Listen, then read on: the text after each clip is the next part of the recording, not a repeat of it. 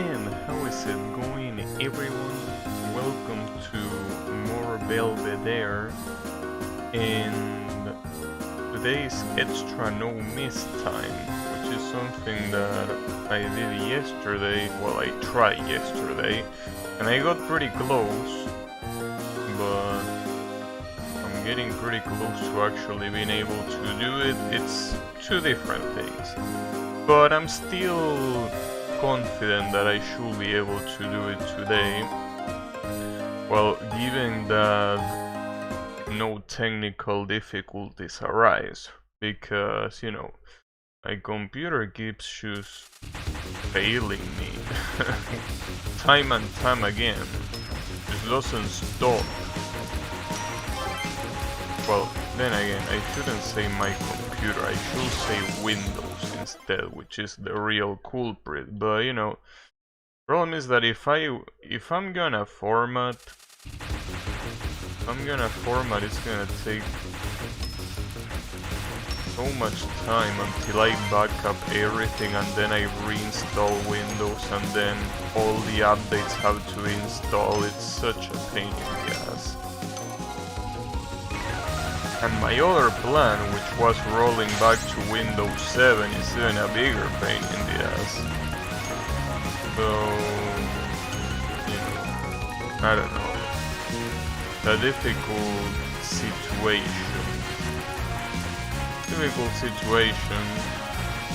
that wouldn't happen if I had a decent operative system, but I don't. And sadly, there is no alternative. So it's a shame, but it has to be that way. But hey, as long as it doesn't turn off in the middle of the screen, it should be fine. But did I say screen? No, I mean stream, not screen. Install again 2. Yannick coming in with the 4chan advice. Nice. How is it going, Yannick? The 4chan advice. Install again 2. I like that. I like that. The funny thing about install again 2 is that it's a very comedic name. It's like it was made for shit posting, right? It's such a stupid sounding name that it's like it was made for non-serious answers. Install again 2. I like it. But yeah. And I wish Linux was an alternative, dude. The problem with Linux is that, well, you say it yourself, it's not an alternative if you want to play games. If you want to play games, Linux it's just not what you have to look at. Unfortunately. I can't believe I got hit there. But yeah, it's the issue. But honestly, I mean, my idea of installing Windows 7 is very, very tempting. It's just that there are some games that don't work on Windows 7, and I also don't know what those games are, because for example, Genshin Impact, which is a game released the previous year, works on Windows 7. But there are other games, like for example Killer Instinct, that was released like 3 years ago or more on PC, don't support Windows 7. So I don't know if there is any game that is worth that doesn't work on Windows 10. Because Killer Instinct it's worth, but honestly if you tell me, hey, the only game that you won't be able to play is Killer Instinct, then okay, no problem. Sacrifice accepted.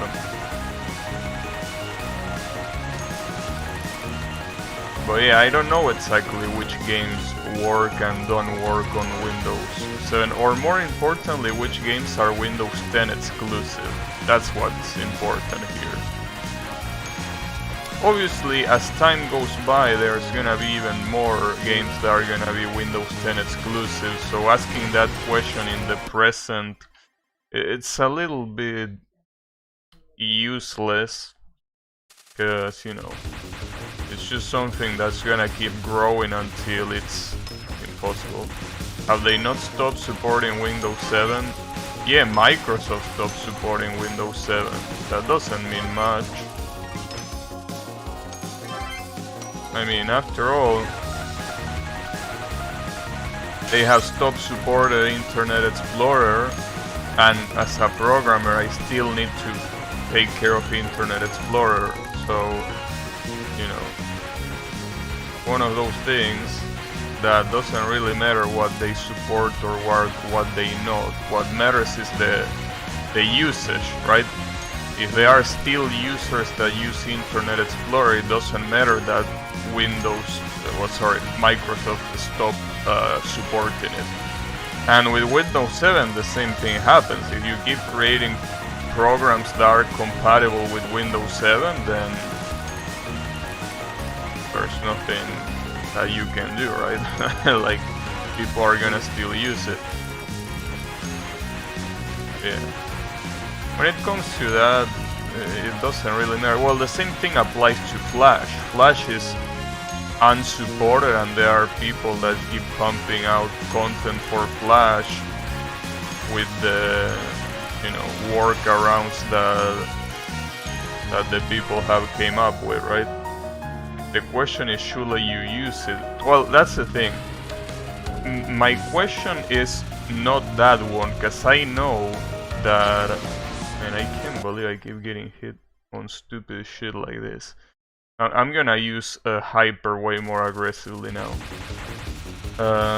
What was I about to say? Oh yeah, about the... yeah, Windows 7, should I use it? The thing is, my only concern is which games are not supported. Because if the question is if I should use it, I know that at least my work PC works flawlessly with Windows 7. It doesn't fail. Sure, I also don't play games on that one. Well, not anymore, that's the thing. I used to play games on that PC. I used to use a PS2 emulator that, by the way, worked flawlessly too. Is this Touhou? What do you think it is? How is it going, Toast?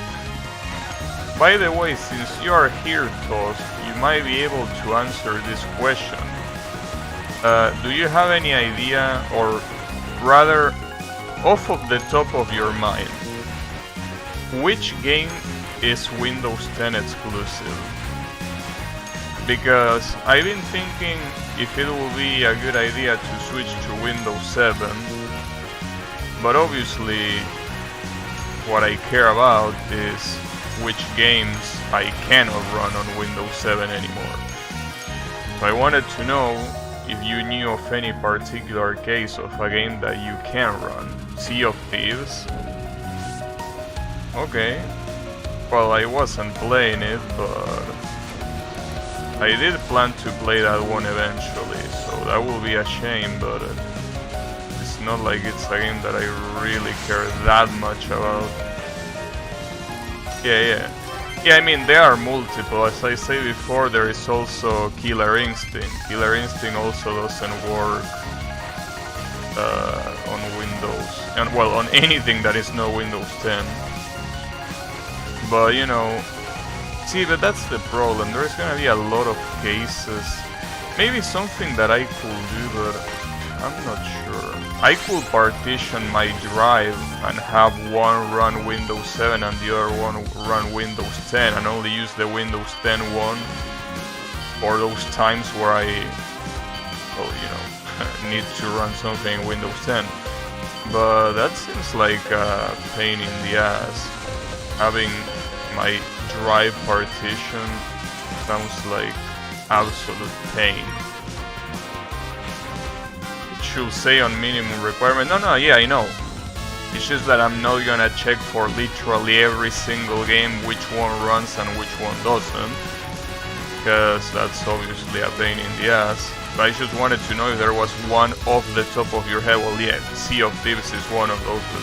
kind of like recollecting information to see if there is one that I really care about that is not supported by Windows 7.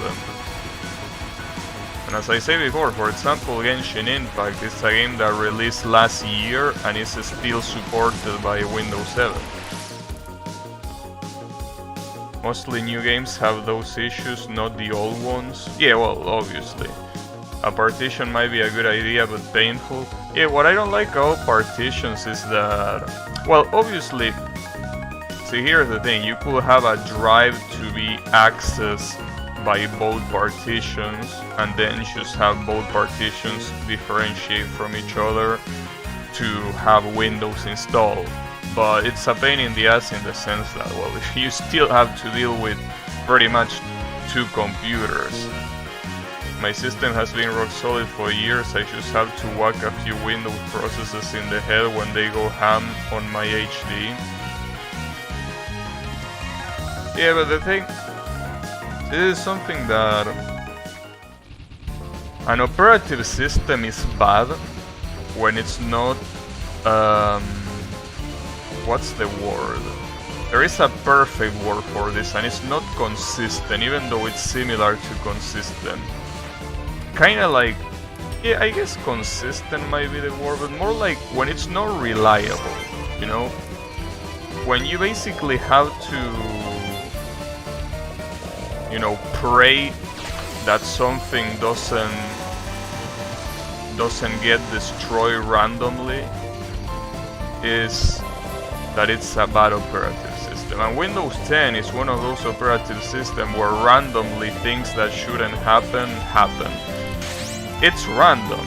Random as in, not only it can happen to anyone, but it's something that even to those people that have those issues, they don't always happen. They don't always follow a logical pattern, right? Or rather, well, obviously there is some logic behind it, but it's impossible to decipher. It's only Microsoft knows how the fuck Windows works. So basically, that's the problem. I mean, for example, I've been using Windows 10 and sometimes for like 2 months straight I didn't have any issues, but then randomly they just pop out of nowhere and I'm like, dude. It's kind of like with, you know, processors, right? Having high performance on a processor is obviously something that is very good, but if the processor is not stable, that high performance is really useless. Well, obviously that's something different because we're talking about hardware, but in a sense, both with hardware and software, one of the most valuable things is stability. Well, actually that was the word that I was looking for, stability. Windows 10 is a system that it's just not stable. It's something that works in very random ways, you know. Whenever it wants, it works fine, and whenever it wants, it doesn't work fine. And because of that, it's a gamble. It's just a gamble. I don't want to gamble. I mean, not on an operative system at least. Well, I don't like to gamble in general, but you know.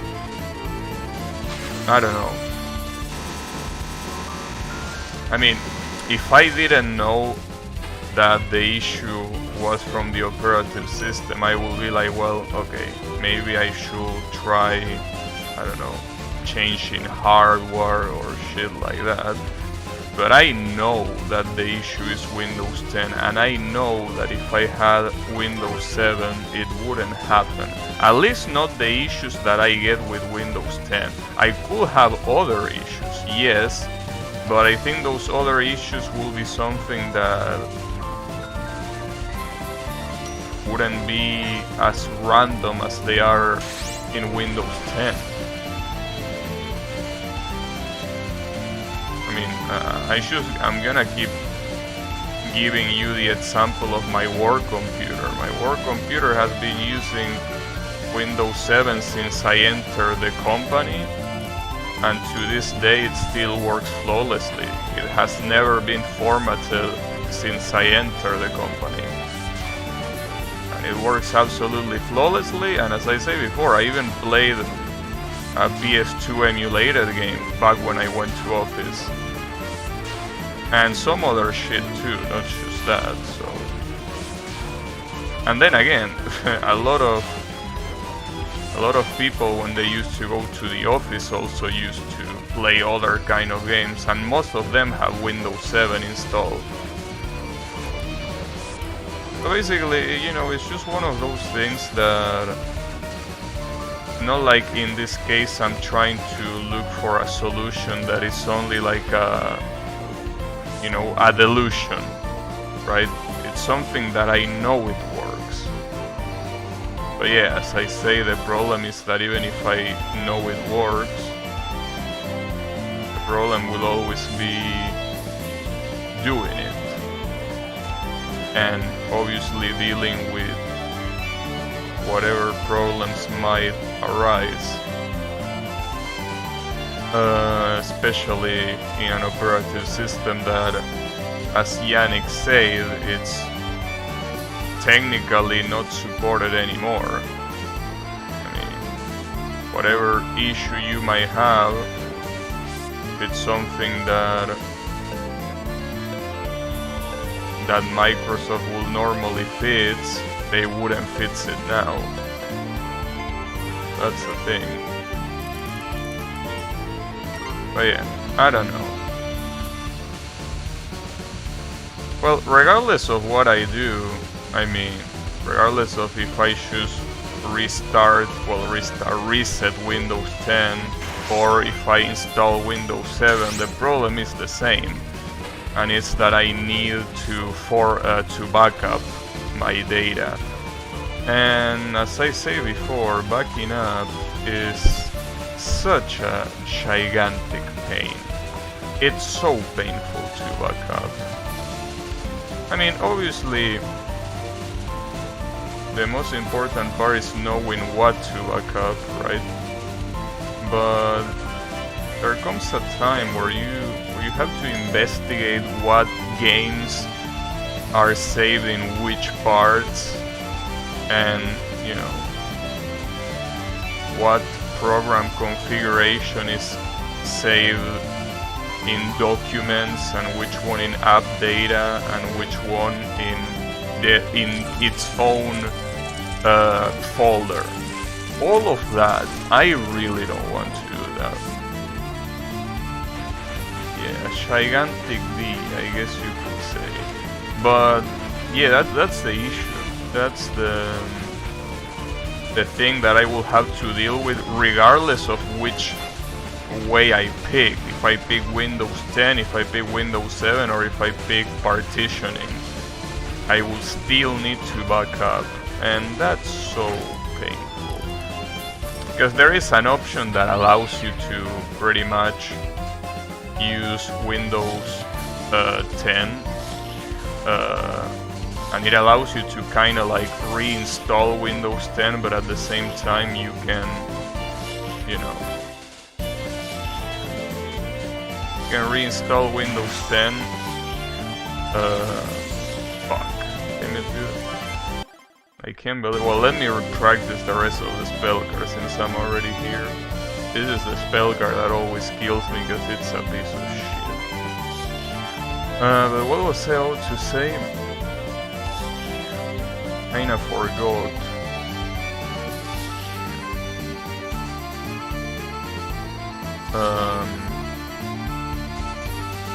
Well, no, I mean that I have to format. That's the issue. That's always the issue. Of course it is. Okay, I need to practice this sorry ass spell card, because at this time I'm just... Damn, 10 hours of playtime? Alright. Interesting achievement. It's a good idea to make a partition whenever you install a system. Why? Oh, you mean so you have everything saved there? Well, but that's not something that always works, you know, because you have a lot of stuff that gets saved in the same partition that Windows is saved, as far as I know. That's the issue. Like, for example, app data. I don't think you can make app data be in the partition that is not installed in Windows, right? Or am I wrong? How does it work? Might be wrong, but as far as I know, partition wouldn't help you in that case, right? And considering that app data has a very big portion of the, you know, a very big portion of the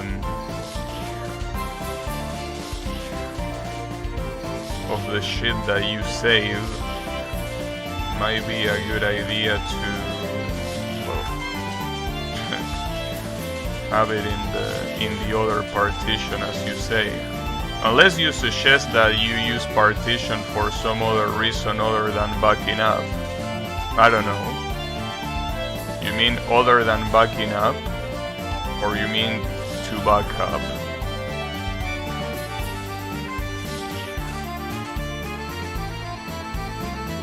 That's pretty much cornering you. Damn, I really have no idea how to deal with this spell. I'm gonna increase my amount of lives here so I don't need to retry every single time. Just want to know, did I pick up the wrong one? I picked up the wrong one, right? No, I picked up the right one. Even if you can get everything, it still helps a lot. Yeah, but I mean, that's the problem. I feel that if you can get everything, then what's the point? Because you're probably gonna spend the same amount of time looking for stuff just to see if it gets saved or not. Like, it wouldn't solve anything. You could use sim links for update stuff. I don't know about that.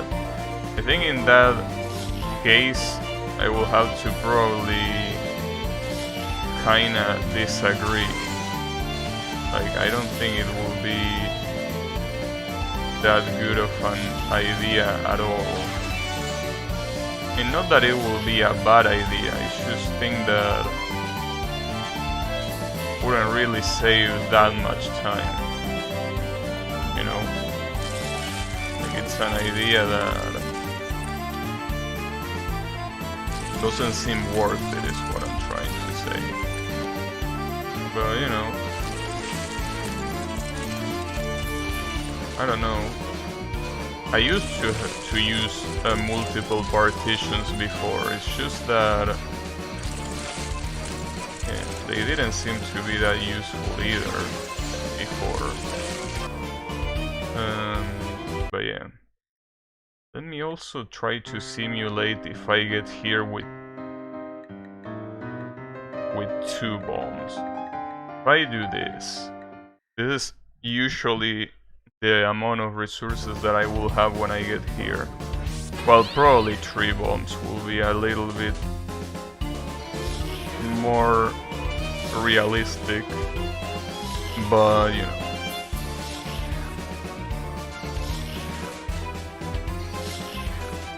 So yeah. In any case, as I say before, it's gonna be a pain in the ass no matter what that's exactly what I can allow to happen here, to get hit like that. Especially because here, if that's what happens... Damn, and this spell card is so unbelievably hard if you are in hyper mode. Not that it is any easier any other way. The main point of a partition is you don't have to move stuff out of the drive before reinstalling. Yeah, but that's why I'm telling you that it's a bad idea, because you still need to move stuff. Like, if you didn't have to move anything, it will be like, alright, you know what, sure, why not? But the fact that you have to move even something, I think already makes it a little bit useless. Because the issue in itself is not the amount of time it takes. The issue is, as I say before, knowing what and what not should be saved. That's what takes the most amount of time. Knowing exactly that, you know. So yeah, that's my issue, you know. That's still my little problem, you know. But I don't know.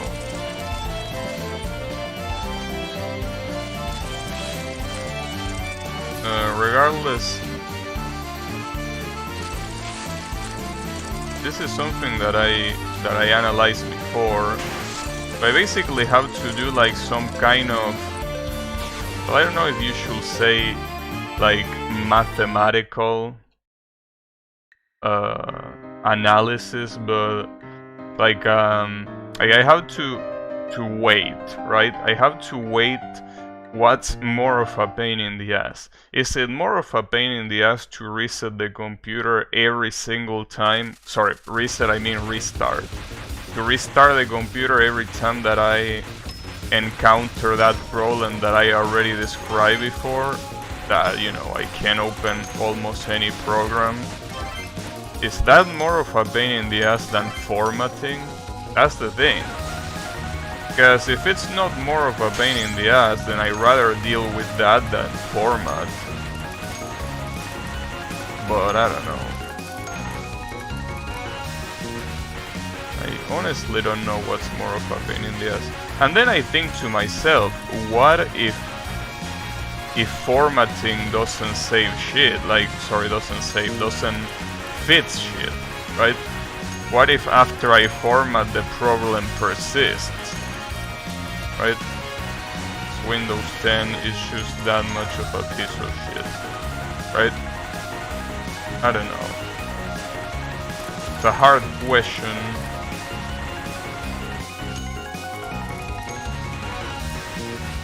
But yeah. It's basically one of those questions. I wish software virtualization was a lot more advanced than it is. Like, I wish you could have a virtual machine with Windows 10 and it will be able to use all of your resources instead of just a very, you know, laughable amount of resources. Well, if anyone knows how to do that, please let me know. I would love to be able to do that, but I'm pretty sure there is not any way to do that yet, right? Like being able to virtualize another operative system like that.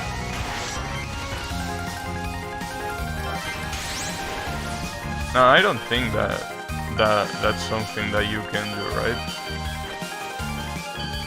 Like when you virtualize an operative system, you don't really have full access to your hardware capabilities. I can't believe that just happened. God damn it, right at the end too. But yeah, that's the thing. Because I remember I had a co-worker before that I don't know what he did, but basically he pressed one combination of buttons and basically he switched between one computer and another one. And I don't know if one of the computers was virtualized or not. Then again, if he used it for work, it's not like it makes a difference. There is always some overhead with virtualization. Yeah, I know. I mean, it's not impossible to fully replicate. It would be nice if there was like a way to. Obviously, what I'm saying is fictional, but to be able to run two operative systems at the same time. And I'm not talking about partitions, obviously. I'm talking about by having both of them, and just with a key combination you switch between one or the other, just like if you were, you know, changing users in a multi-user system. Right? It would be so cool if you could just do that. I think that really partitions are the closest thing you have in that regard. But yeah, I don't like that idea of partitioning. Partitioning does not seem like a good idea.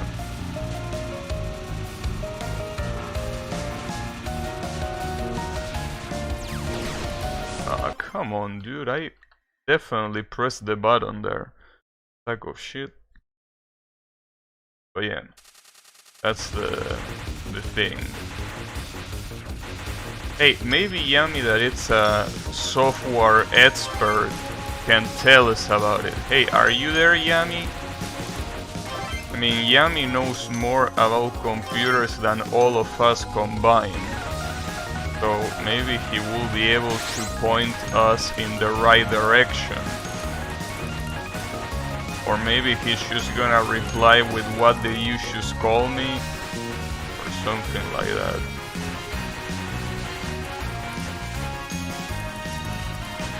You could run two computers hooked up to the same peripherals. Yeah, but obviously, yeah, that will be the ultimate solution. Yes. Have the stable PC be the streaming PC, and have the gaming PC be the one that has, you know, yeah, I know.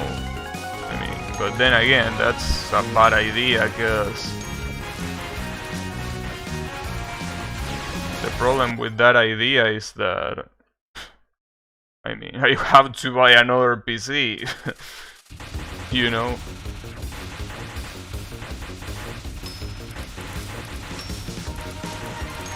And I mean, if I have another PC, that will already solve the problem. Well, wouldn't already solve the problem, but I mean in the sense that...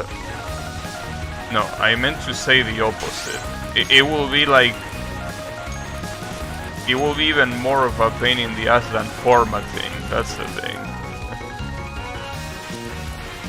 It obviously will solve the problem in the sense that, yeah, one of them will have Windows 7 installed. Here but busy, give me few. Okay. Well, no, if you're busy, don't mind. It's just something that is not that important. But anyways, how is it going? Yeah, I mean, I was just talking about things like, if there is a way to run two computers, not two computers, but two operative systems at the same time without using virtualization, because as we say before, virtualization obviously doesn't allow you to have, you know, full power over your hardware, because I mean you're going through a virtualization, so there's nothing you can do there but use only a portion of that. So my question is, if you could have two operative systems running at the same time, like in the same logical computer, if that makes sense. I mean, I'm pretty sure it doesn't make sense what I'm trying to say, but... Or rather, hey, maybe it makes sense, but it's something that is just impossible, which is what I already think, that what I'm saying is just something that doesn't exist. But hey, you know more about computers than I do, so maybe there is some secret technology that I am not aware of that allows you to do that. So if there is, I will be interested to hear it.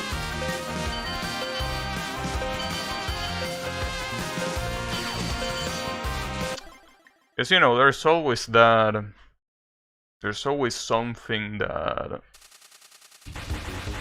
that some people know, but the general population doesn't. You never know. But then again, when it comes to computers, there are a lot of shit that the quote-unquote normal population doesn't know. And they are not specifically complex. Like, for example, knowing that pressing Windows plus D takes you to the desktop. I think that that's a key combination that most people don't know it exists. And it's not something complex. You just need to know, pretty much.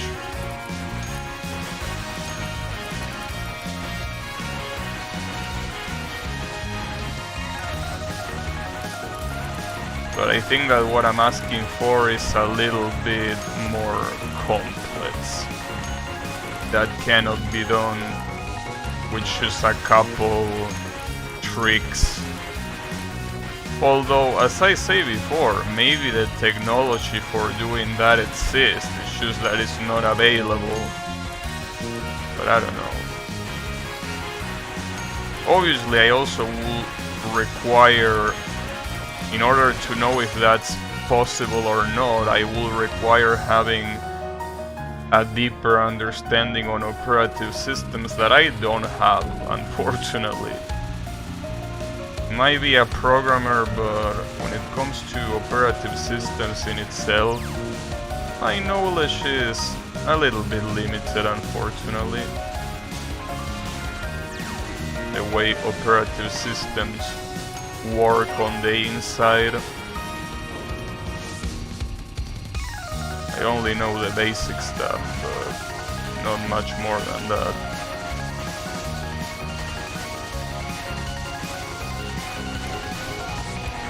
It's a shame, yes. It's definitely a shame, but you know. Please understand, I'm a web developer. I do what I can.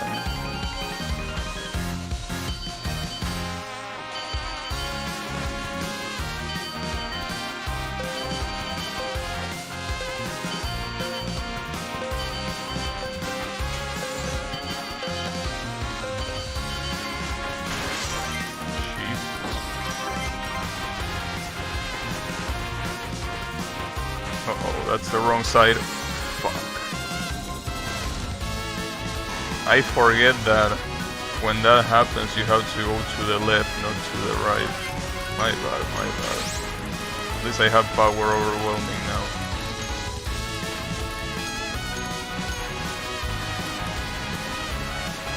But you know, we will see what happens.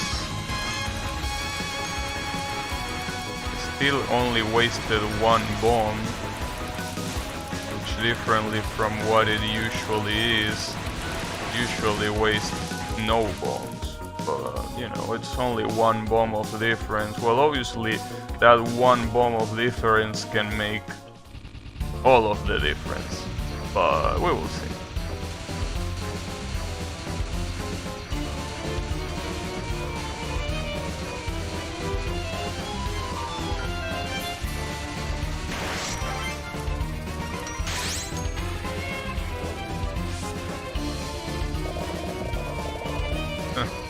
Now that I think about it, there is another technology other than virtualization, which is remote access. Wait a second. Remote access?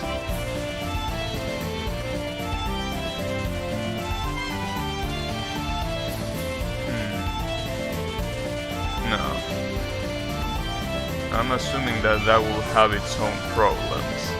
Like, what happens if you have like if you remotely access to another computer that is like right there, like if that remote access was in reality just, you know, not really a remote access, but nah, that wouldn't work, right? But then again, if you do that, you still will need a different computer, right? So I don't, yeah, you will need a different computer still. No, never mind. That wouldn't be a good idea. Because, you know, I'm pretty sure that remote access...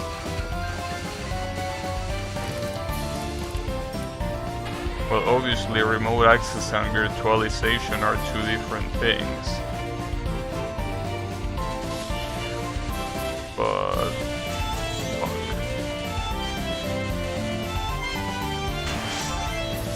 Yeah, this fucking spell card, dude. Remote access is a can of worms? What you mean by a can of worms? What's the problem with remote access?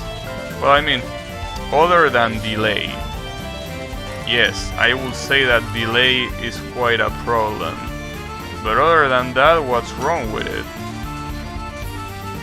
Oh, well, yeah, I can assume that there will be a whole problem with permissions and shit, right? There will probably be a lot of programs that will be like, you know, I'm not gonna show this to this remotely accessed user, right? Yeah, you might be right. Remote access, unless you have full control, doesn't seem like such a good idea. You might be right there.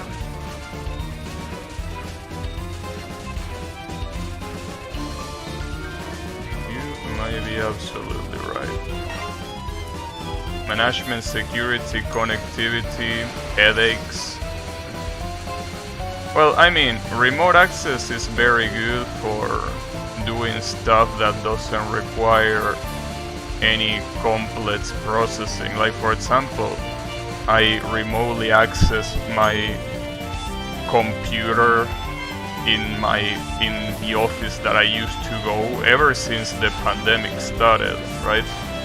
And I do that with absolutely no problems.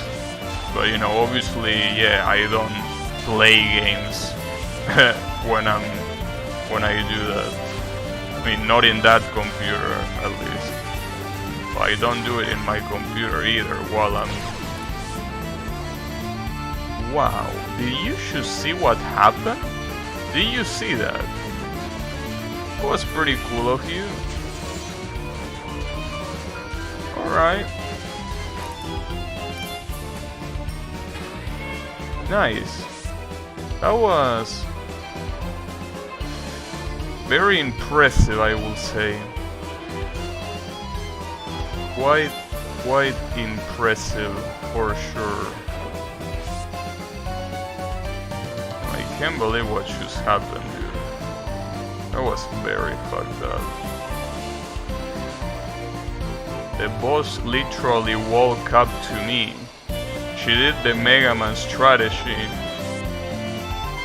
The Mega Man strategy of killing you with contact damage. The most dangerous of all of the weapons. Contact damage.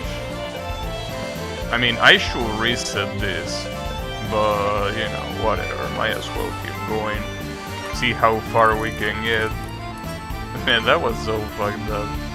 Can't believe that just happened. That's so insulting. It's like the game wanted to just insult you, and it did that. Unbelievable. Can't believe it, dude. Oh wait, this is not the spell card that I thought it was.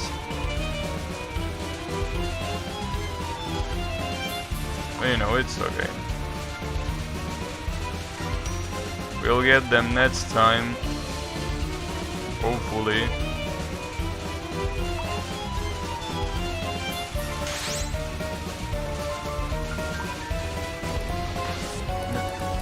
Had to activate it at the end.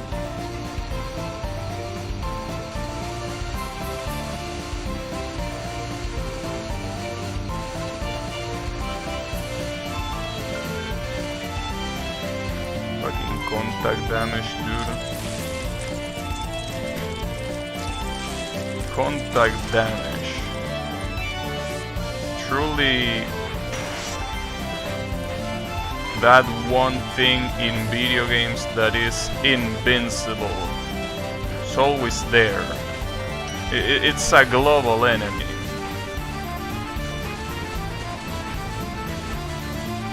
The contact damage. Well, I die there. But yeah. Contact damage, dude. Can you believe that? Can you believe that contact damage?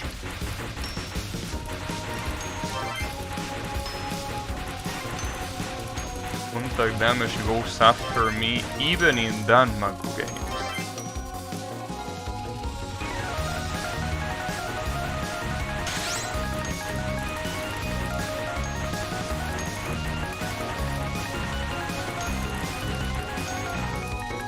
In any case, I don't know about the whole operative system thing. It's all very painful. It's painful, nothing but pain, absolute pain, the highest degree of pain. I will say anything is contact damage except bullets, but this is a shoot 'em up. Everything is contact damage except bullets. I wouldn't say that. Contact damage to me applies to something that is about movement. Right? Like, if what the enemy is doing, like if the action that the enemy is doing can only be described as moving, then that's contact damage. Because if the enemy is doing like a punch, well, like technically you could say it's contact damage, but I wouldn't count that. Because that's an attack, it's not movement. It's something that was intended to be an attack. Obviously, things that are related to contact damage sometimes are also meant to be attacks, but that I think that has more to do with the laziness of the developer. Like, if the enemy looks like it's only moving, if the enemy looks like the only thing it's doing is moving and not attacking, then that's contact damage. Well, obviously it's also contact damage if you move into the enemy, clearly. But yeah, you get my point. You know. The point being that contact damage is annoying. Achievement. That should be an achievement. Wait, why is that not an achievement? I mean, wait, wasn't the achievement... Hey, didn't I capture every single one of those spells? Wasn't that the achievement? Capturing every single one of the mid-boss spells in one run? Maybe the first one didn't count as capture because the explosion of the hyper happened in the middle of the spell card. Maybe that's what happened, but I don't remember it happening there. Damn it. Unless the achievement meant something else. Or maybe the achievement means that I need to complete the run, which will be very fucked up if that was the case. Well, not like it will be hard to do, but I mean, if it's already a failing run, don't really feel like completing it, you know? If it's, I mean, a fail run from the beginning. Yeah, like, I'm pretty sure I captured the 3 of them, right? Am I drunk? Am I high? Or an even better question, am I stoned? Because I'm pretty sure I captured the 3 of them. So I believe that what's happening here is that I'm getting scammed. I feel that I am getting scammed.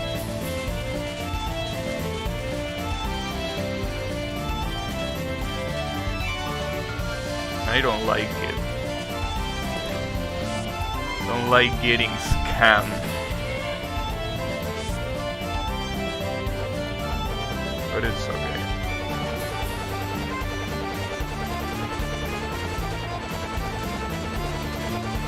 Honestly, I don't think you will need to complete a run. I mean, there are so many achievements that are basically something that you get while the run is active.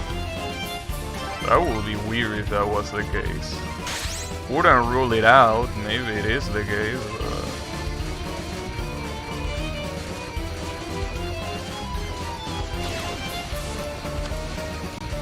I keep fucking up on the same fucking place. Yeah, and that's the thing, I wouldn't finish the run now, because it is something that it's already bad. So if I lose even more resources on this spell card, I'm definitely not gonna attempt to finish it. And I did. Okay, see, I wouldn't finish that. Let me see the achievement again. Maybe I misread it. And it wouldn't be the first time that I misread an achievement, but I'm pretty sure that's what it said. It's around here. Capture all 3 extra mid-boss spells on Matt's rank. That changes everything. On Matt's rank? Well, hey, at least I know that that's an achievement that I'm not gonna get. On Matt's rank, dude. They have the nerve to put that achievement there. That's fucked up. On Matt's rank, it was already hard to do while not on Matt's rank. It's fucked up. And I think that that's especially fucked up because it's very hard to time the hypers in a way that they affect only one spell card and not the other one, right? Because as I say before, if that hyper explosion that happens at the end of the hyper appears, then, you know,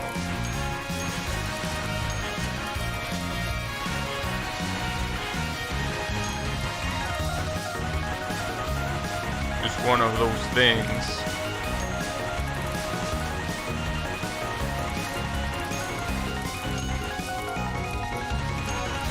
That wouldn't count as a capture.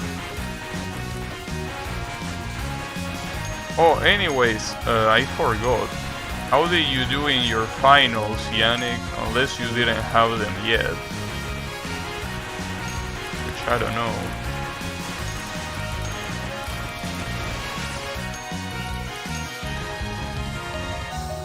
What you're saying makes no sense. OS kernel interacts directly with hardware. Well, I mean, I know that, but wouldn't there be a way, like, I understand what you're saying, but like, wouldn't there be a way to basically have a kernel that kinda like, I don't know how to put it in words to not sound like a scrub. I will probably still sound like a scrub. But like a kernel that is able to process 2 kernels. Right? Like imagine a kernel that is about like a dummy operative system whose only purpose is to run 2 kernels at the same time. For example. I don't know if what I'm saying makes any sense, but will that be possible, or is that science fiction?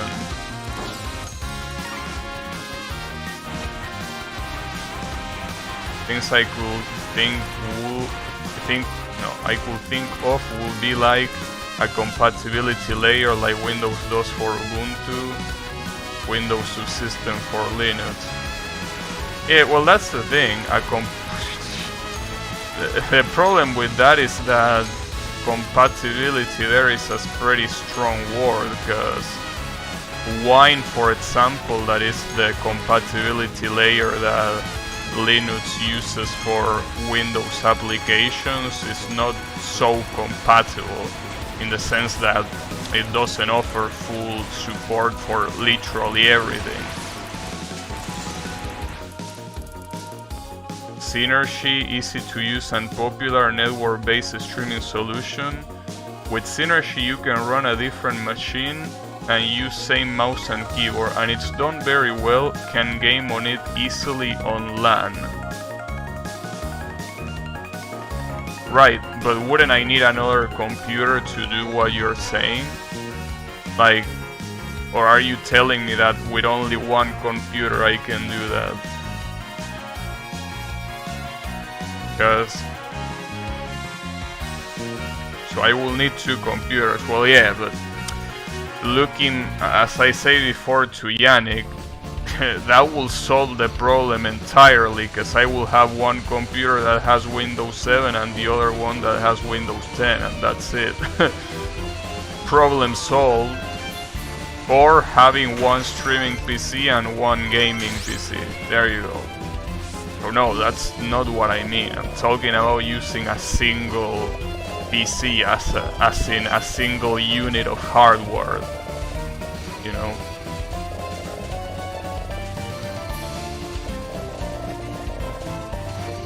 Okay, at least it's good to know that it's not possible. So thanks for letting me know. It just ain't possible. We don't have the technology for that. We'll have to wait for the future. How long? We don't know. But it's something that we'll probably have to wait.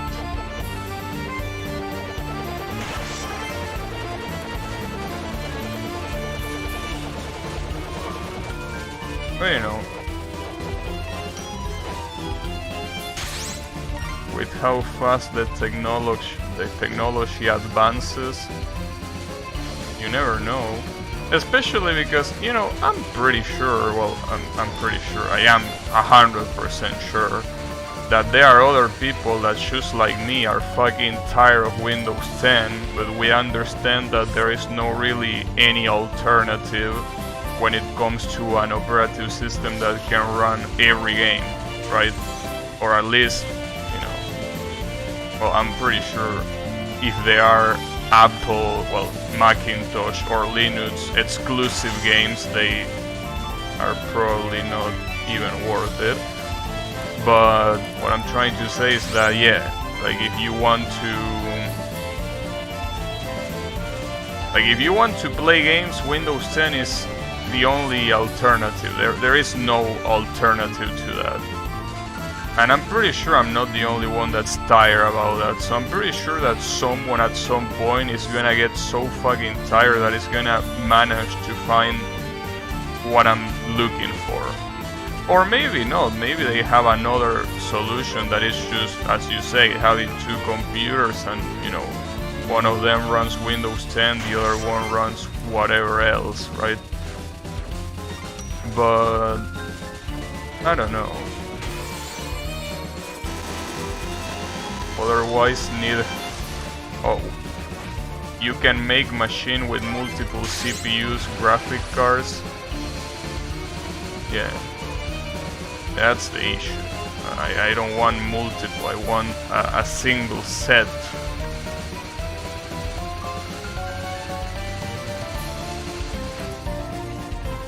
Otherwise need hypervisor or, well, virtualization, yeah.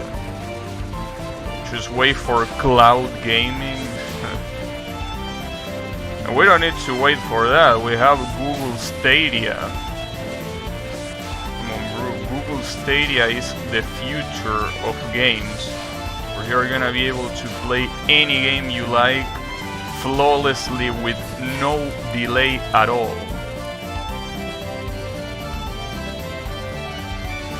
Yeah, sure. But yeah, I don't know.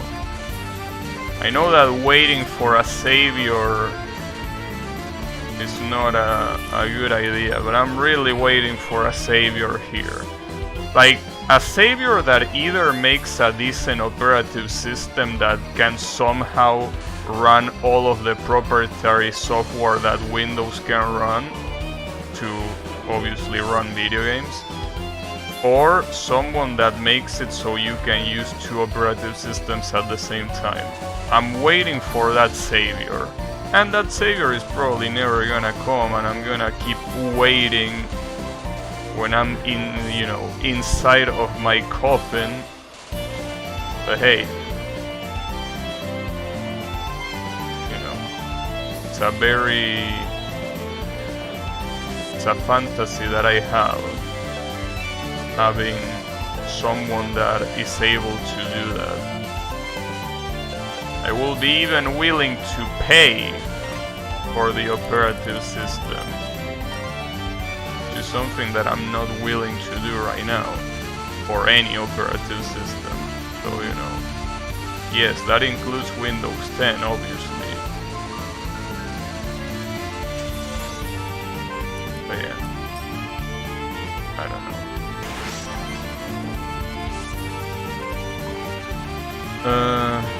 Hey, maybe Yannick is gonna be that savior. After all, isn't Yannick studying that way? I think that Yannick answered my question about how he would do in the finals, and I didn't read it. Oops. Hey, can you copy paste that answer, Yannick? Cause I didn't read it, and right now it's pretty hard to scroll through the chat, you know. If you answer that question, I didn't read it. Oopsies.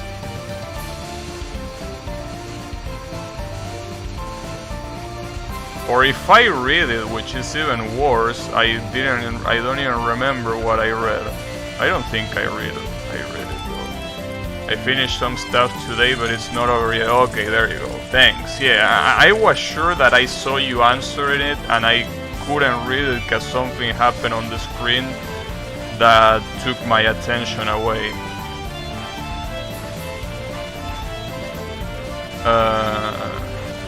Nice. Well, let's hope that it all goes good, because I need you to be my savior here. Whenever you're finished with your studies, I need you to develop the ultimate operative system. Call it Yannick OS. Why not? Might as well. Right? Yannick OS. The ultimate solution for people that are fucking tired of Windows 10. And I mean, after all, you could get away with trashing Windows 10 because Discord basically got away with trashing Skype and Ventrilo, I think. So hey, if they got away with that, you can definitely get away with what I'm saying. Or not, I don't know. Okay, this is bombing time. It's time to pretty much bomb everything that this godforsaken spell card throws at me. Ah, fuck. That last bomb could have been avoided if I had better positioning.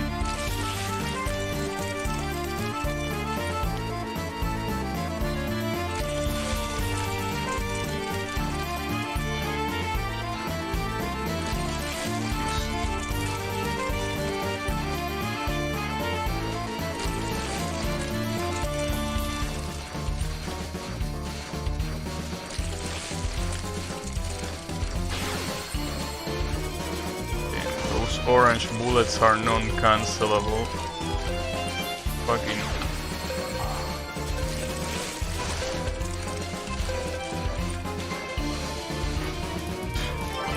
Well, I have to capture the final spell card. which is not impossible, but it's unlikely. It's unlikely. Hey, at least this is the furthest that I got. Or the no miss, obviously.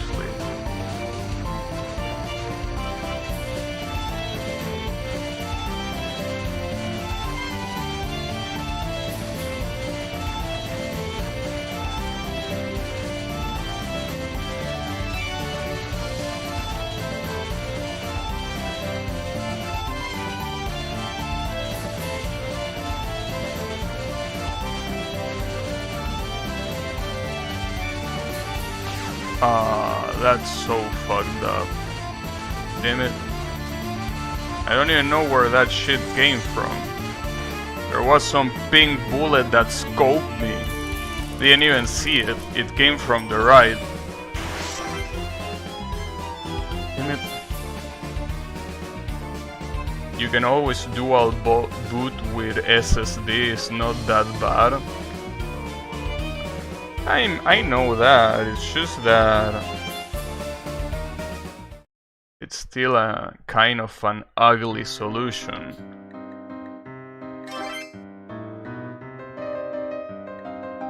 I did it for work and my home machine for a while back when there weren't many other options.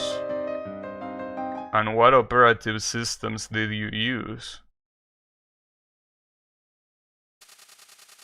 Because if I were to dual boot, as I mentioned before, what I will be doing is pretty much, you know, Windows 7 in one of them and Windows 10 on the other one. Use Windows 7 for absolutely everything that I can. Though, I guess that if I go that far, why would I go for Windows 7? Might as well go for something like you know, Pop OS or whatever Linux distro is better for gaming, but I don't know. Wouldn't have the same compatibility that Windows 7 have. Not to mention the amount of games that have anti-cheat that you will never be able to play. And there are not few the ones that use anti-cheat systems that don't run with wine. So yeah, in that regard I will prefer Windows 7 and Windows 10, and I will basically only use Windows 10 for specific games that cannot be run otherwise. Yannick says that you are no Linus. Well, Linus probably say the same thing about whoever was at the top back then. You know, well, it's not like Linus is at the top right now, but what do you think about that idea, Yami? One partition with Windows 7 and the other partition with Windows 10. Will that be a good idea or will that be a horrible idea? Just want to know your opinion. Because in paper, like, if you should say it like that, it sounds like a very stupid idea, right? It's like, well, if you like Windows so much, why don't you just stay with a single Windows, right? But I don't know, dude. I experienced firsthand that Windows 7, even if it's obviously not the perfect operative system and not even close to that, it's way more stable than Windows 10 will ever dream to be. So that's already enough for me. The thing is, I heard stories of Win 10 corrupting files in the other in the other partition. Damn, that's fucked up. I never felt that I need to go back to Windows 7. I mean, I'm basically talking. Remember that issue that I told you about, that randomly Windows 10 doesn't want to open almost any program, right? Doesn't want to open any program and also cannot shoot down or reset properly, right? Remember that I told you about that? Well, that's something that never happened to me on Windows 7.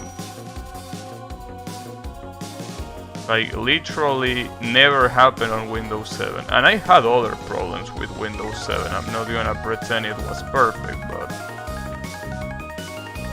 Only thing is, fan games are fucked.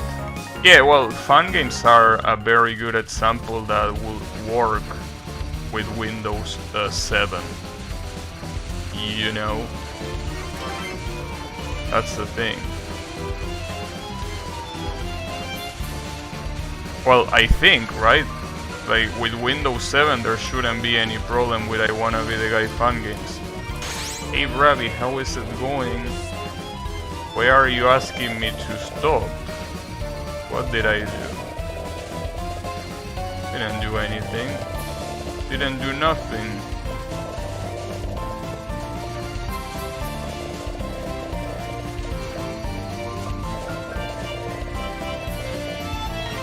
Didn't do nothing. Well, unless you mean shitting on Windows 10, in which case, yes, I did that, and quite a lot, mind you. But, I mean, unless you work for Microsoft, I can't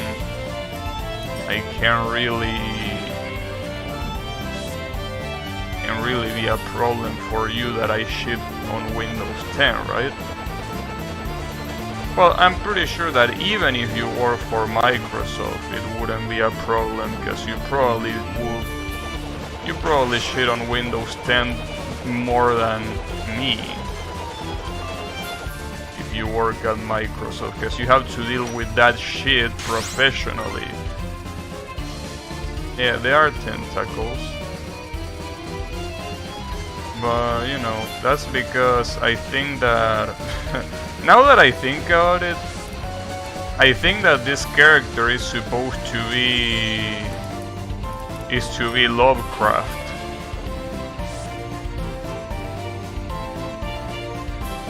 And that cat is supposed to be... Okay, well, maybe I should stop right there.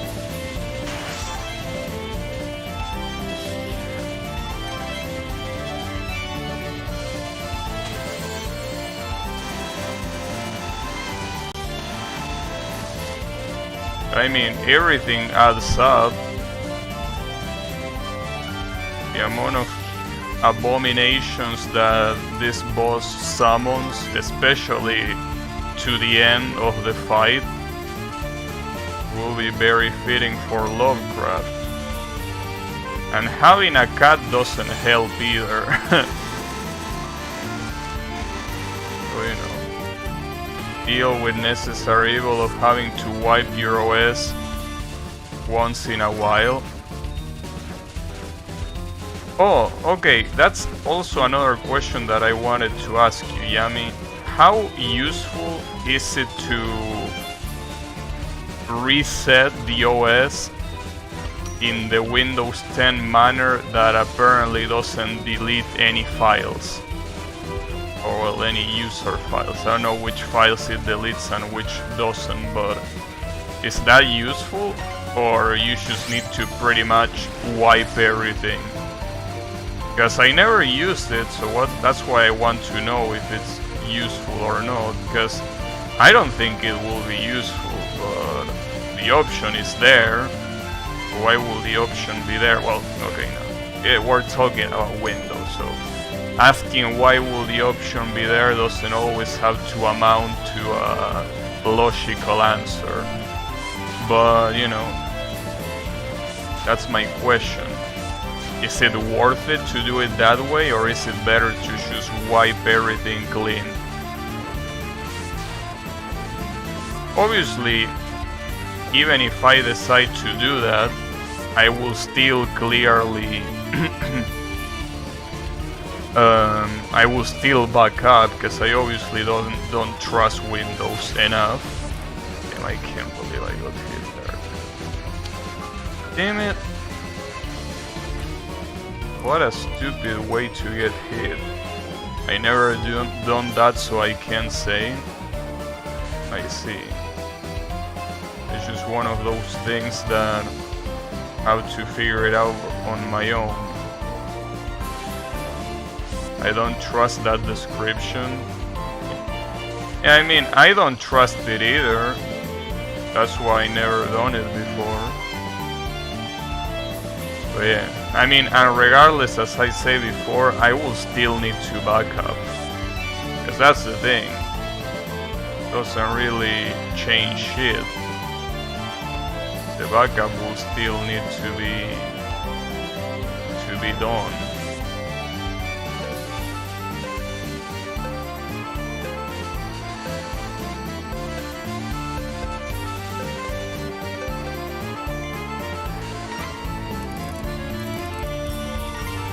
So yeah, it's probably not a bad idea to, sorry, not a good idea to do that.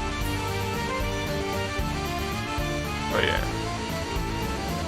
Basically, well, as you say, I have to, but see, that's the problem. The fact that it's necessary to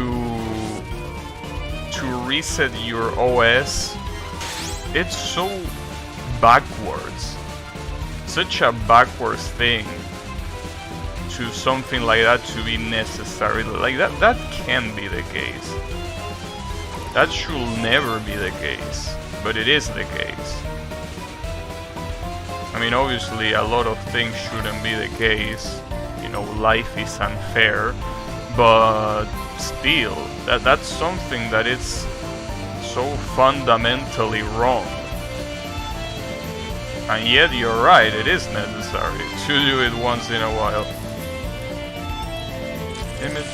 I really wanted to avoid that. Really wanted to avoid that. But it seems that there is no avoiding it, huh? No matter what, it's unavoidable. It's a shame.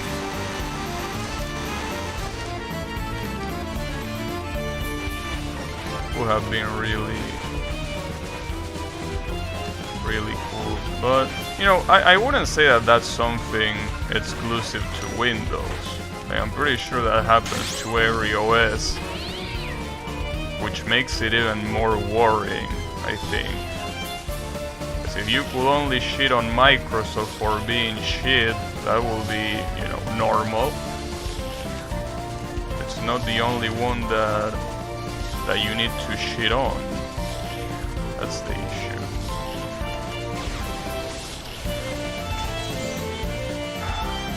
Well, there goes the run. Not like I had too high hopes, but then. Not a problem with Linux in comparison. I'm not sure about that. Well, I guess yeah, if you say in comparison, it's probably better. Big issue is that Windows is designed to make it shitty with how it does partitioning by default.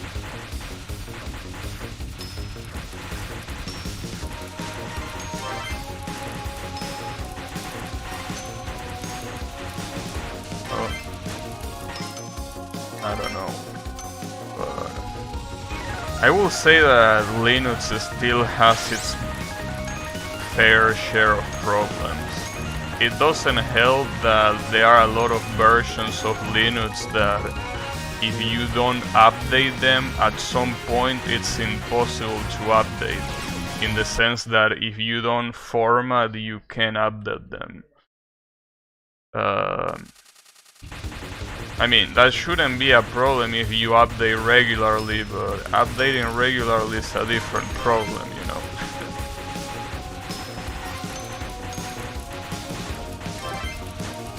But yeah, I don't know.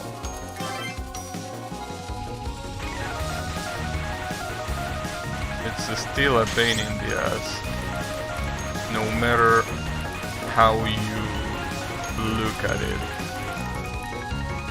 Also, wait a second. Now that I think about it, Yami, will you do one partition? Like, okay.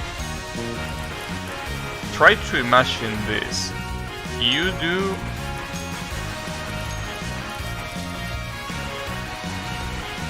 Okay, I will have to ask a very novice question here. Because, you know, I'm not really used to having two partitions. So let's say that one of my partitions has Windows 7 and the other one has Windows 10, right? If I wanted to access the files of the other partition, will I be able to only having two partitions? Or will I need a partition that is shared between the two? Because since I never done it, I don't know. I mean, in theory, you can still access the files of the other partition, or you should be able to, as far as I'm aware. I mean, obviously, all of the Windows files are gonna be worthless while you are in the other partition, but you know, that makes sense. I'm talking about, yeah, basically, if you, with only two partitions, one which is each operative system, you can do that. That's fine as long as you don't fuck up something by mistake. Please elaborate on that?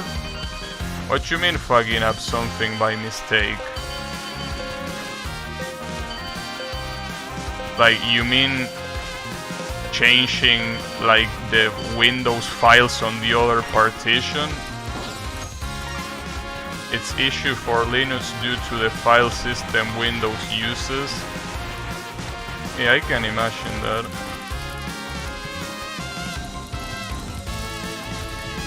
They like that whistle? I don't know what whistle you're talking about. Oh, you mean the... If you mean the little piano that you get at the end of a spell card, yes, it happens at the end of every spell card. When you're about to win. When you're about to win...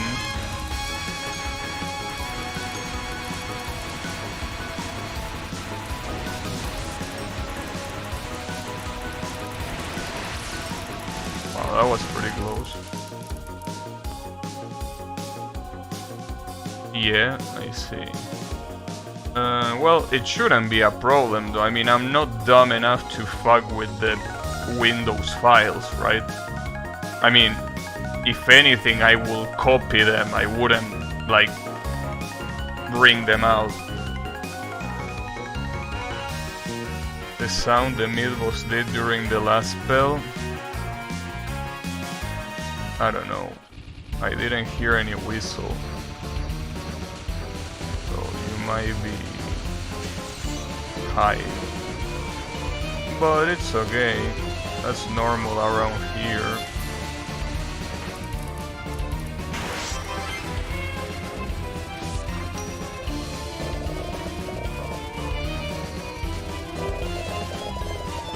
Okay, in any case,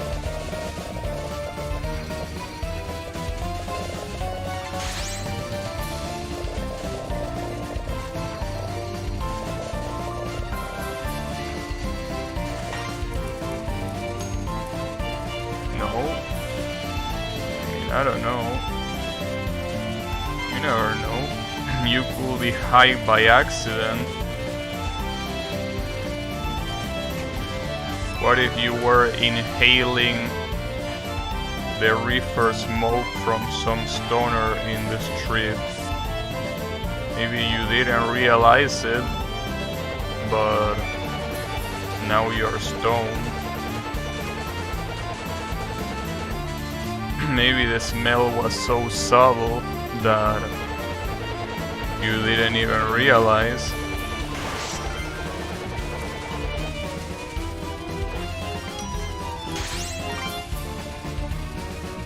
Anyways, I will never do that though, sounds too painful.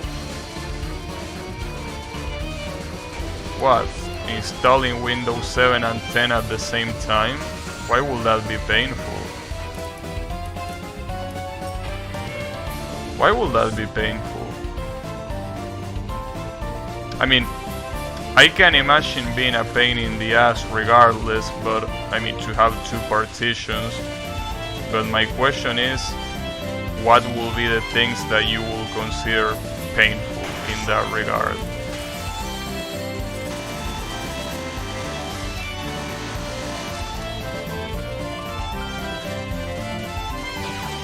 Oh, come on. By the virtue of having two different windows, nothing else.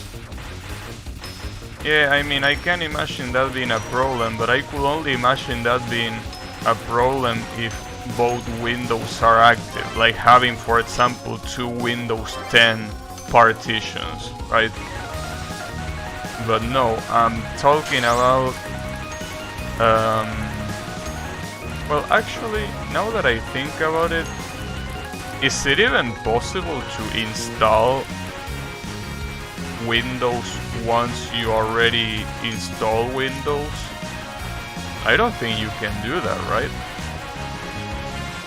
I mean, I think that's the biggest problem.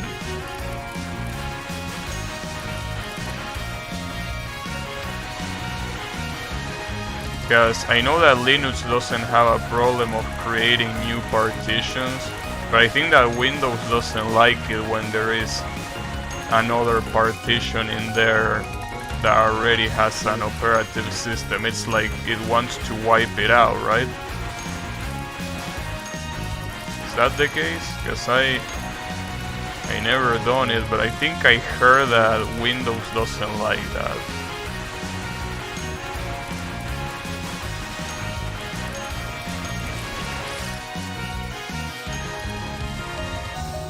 What do you mean the game is too stoned to kill you? Very easy to die in this game. Considering how absolutely brutal the patterns are. Not as easy as dying in other games because of some of the mechanics, but it's pretty easy regardless.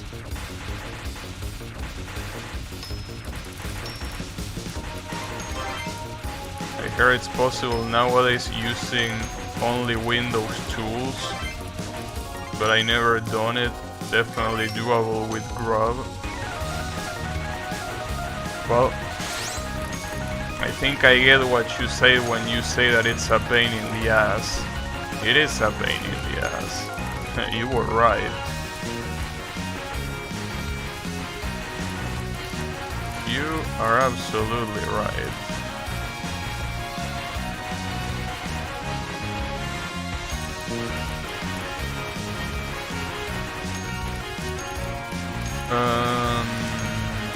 Okay, I guess after all I would just settle down with a normal formatting, but that's exactly what I wanted to avoid, dude. I really wanted to avoid formatting and installing the same piece of shit operative system again. Because the problem is gonna repeat. Even if it doesn't repeat in 1 year, it's gonna repeat eventually. Damn it, dude. Cope with 10, homeboy. What you mean with homeboy? What does that insult even mean? Homeboy? What the fuck is a homeboy? Someone that stays at home? But you're also a homeboy. If that's the case. Well, unless you're trying to tell me that you're also coping with 10, in which case, well, yeah, I guess that would make sense. Well, I mean, you do. After all, you use it.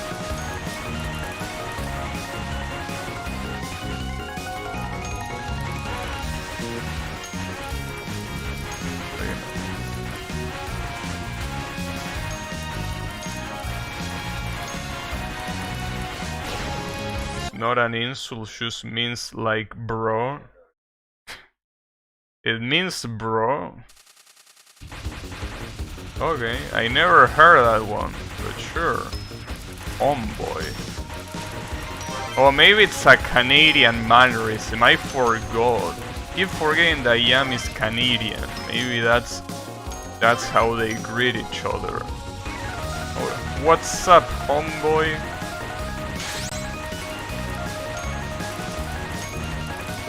I don't know. Maybe. Maybe that's what they do. I mean, it will make sense. After all, in my country we have a lot of ways to refer to a person that don't exist in literally any other Spanish-speaking country. It will make sense. In fact, some of them will be considered insults normally. Pretty sure it's like African American. Well, I mean, I know of a way of African Americans referring to each other, but I don't think I can say it on stream, you know. I think that one is more common. But you know, maybe.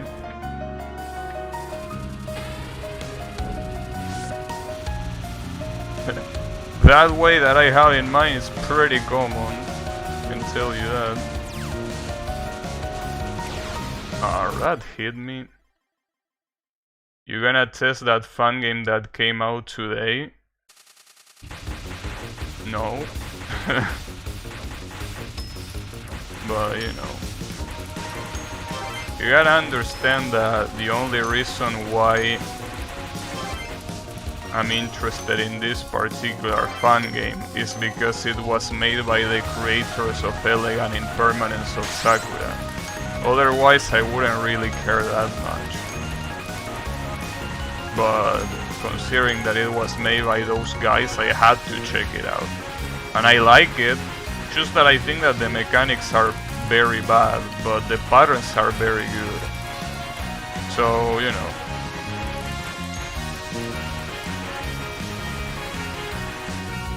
Say it on stream and we will tell you if it's allowed or not. Well, you don't need to tell me if it's allowed or not. I already know that myself, you know. I know that I cannot say it, don't worry. I have restraint. What is a miss in this game? I never seen it before. A miss in this game is losing a life, just like in almost every game, kinda. Yeah, if you lose a life, that counts as a miss. If you don't lose a life, even if you get hit, it's not a miss. Anyways, how is it going, mobile and drone? Its boss has those bullets with unforgiving hitbox? You mean the yarns? I don't really know about the hitbox of the yarns, I never really paid that much attention. All I know is that it's pretty big, but I don't know how big. A death?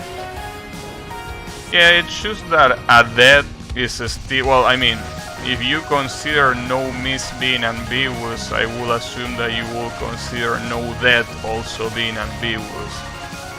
So yeah, no miss is, you know, not losing a life. Yeah, I know, it was Sapphire something, I saw it on Twitch. Well, I mean, I saw that people were playing it, including you, by the way. But no, I'm not really interested. As I say before, the reason why I try this fun game is because it was made by those creators and nothing else. You're going for a perfect no-miss run? Not really. Perfect will be using no bombs and using no hypers, I would assume. Or at least that's what I always knew that people refer to perfect as. Perfect being not using any survival mechanism.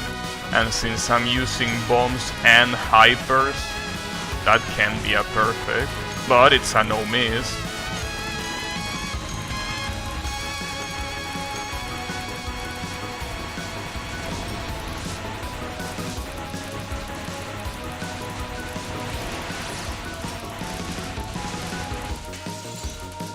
was impossible to not get hit the way. You have to spend money. Well, yeah, I mean, what do you expect? I mean, I understand. You might be thinking to yourself, it's a Touhou fan game, why the fuck will I spend money on this? And I normally will share your sentiment, but these games are very high production value. Like, it's not like you're paying for some sorry ass Dan Makufu script. You're paying for a game that has quality. So, yeah, if it was a Dan Makufu script, I obviously would tell, yeah, fuck off, I'm not paying money for a fun game like this. But this clearly has way more effort put into it than your normal Dan Makufu script. And I should use Dan Makufu as an example. It has more effort than most fan games. Since you're using bomb hypers, if you get hit it ruins the no miss even if you don't die. What? Wait, let me read that again, because I don't think I understood what you should say.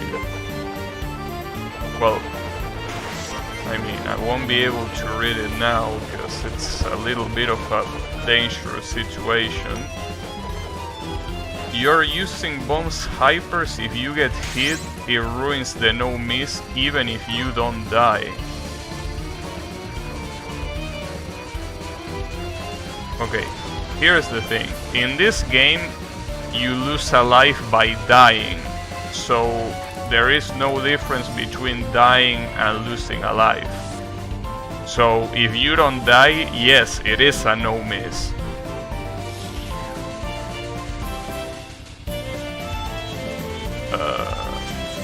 I don't know where the doubt is, but you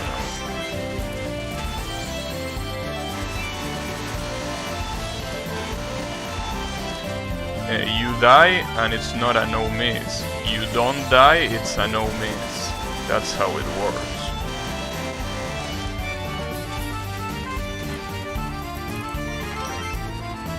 Leading the example by being the only what?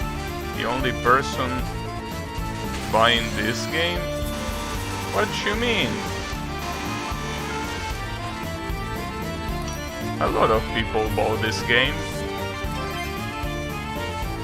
Maybe not the only person playing it. Dude, go on the Steam page of this game and there is at least 100 people that bought the game.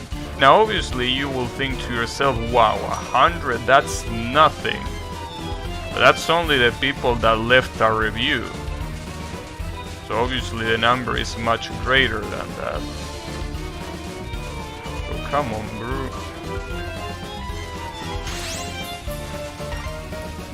But when you get a -2, you reset.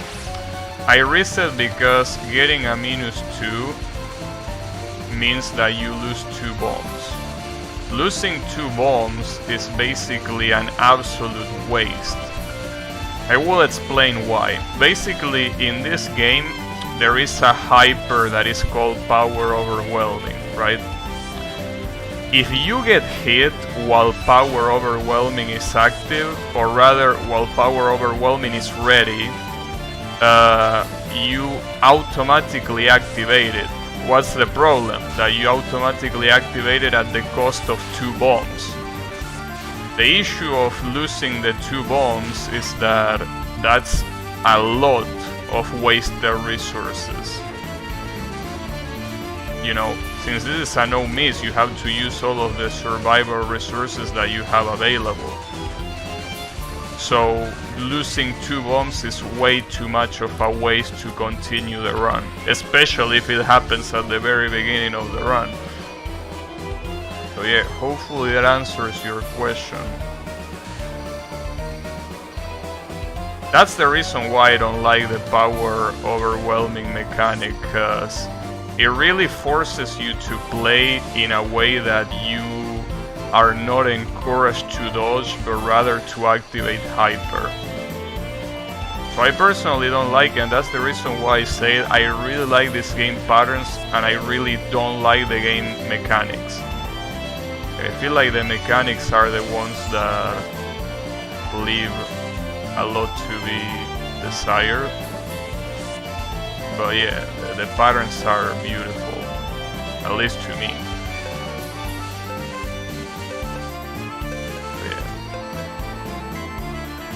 You are basically forced to hyper if you don't want to lose 2 bombs. If you don't want to lose 2 bombs, you have to hyper. If you don't hyper, well, you better not get hit, because otherwise you're gonna get absolutely destroyed resource-wise. Oh, you said in my country. Well, not really, especially here. You already know this, but the games are extremely cheap in this country, you know? So I can imagine not being the only one that bought it here. After all, the Argentinian shop on Steam is the cheapest one. And the only shop that sometimes it surpasses it is the Turkish shop. So I will imagine that there were other people that also bought it here just because of how cheap they are. I mean, believe it or not, there are Touhou fans in this country. It's just that, well, obviously they don't have a very high ratio. I mean ratio, not radio.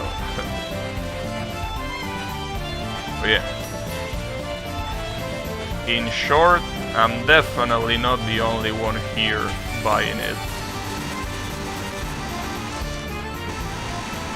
In fact, I really wonder how many people use an Argentinian VPN just to have discount. Well, the problem is that it's not obviously enough to use an Argentinian VPN. You will have to use a pay method that is from here too. Outer God. I know about that.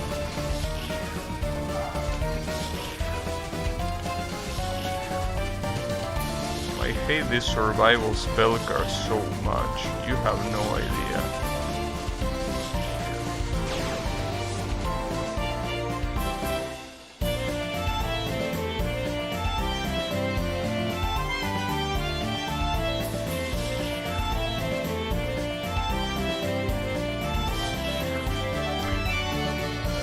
That was pretty sad. I feel sad.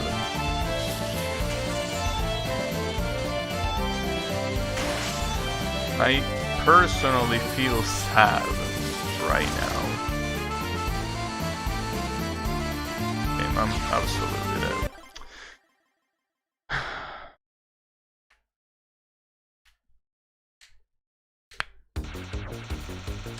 Okay.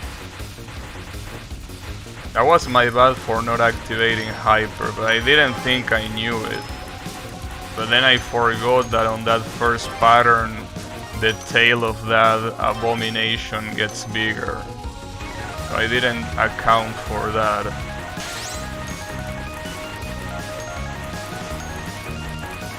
But it's okay, that's basically the hardest spell in the fight. That's the hardest spell in the fight. If you can deal with that one in a good way, you have it. Well, I don't know if I should say it's the... I mean, technically it's not the hardest one, because if you practice it enough, you can route it to make it easier than what I'm doing. But still, was that the final hell bar? No. There was still one more spell card. Usually you want to get to the last spell card with at least one bomb, because it's very hard to capture. But, you know. Also, the final spell card works differently from the other ones. In the final spell card you can't bomb, but if you get hit, you consume that bomb. Obviously, if you have no bombs left and you get hit, you die. But yes, that's the problem, pretty much. You kill a mosquito? Nice, congratulations. One less mosquito in the world means that the world got a little bit better. Even if you choose a little, it counts.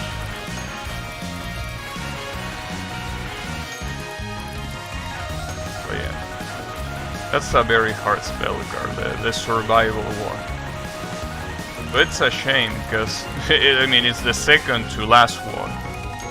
Basically, I do the whole run just to destroy it on that specific spell card. I really should practice it more, but it's one of those that I don't think practicing will really change that much of what I can already do. Especially the final pattern. Don't you throw away the bombs of your current life if you die? Yes, but that's why I say that the final spell card is special.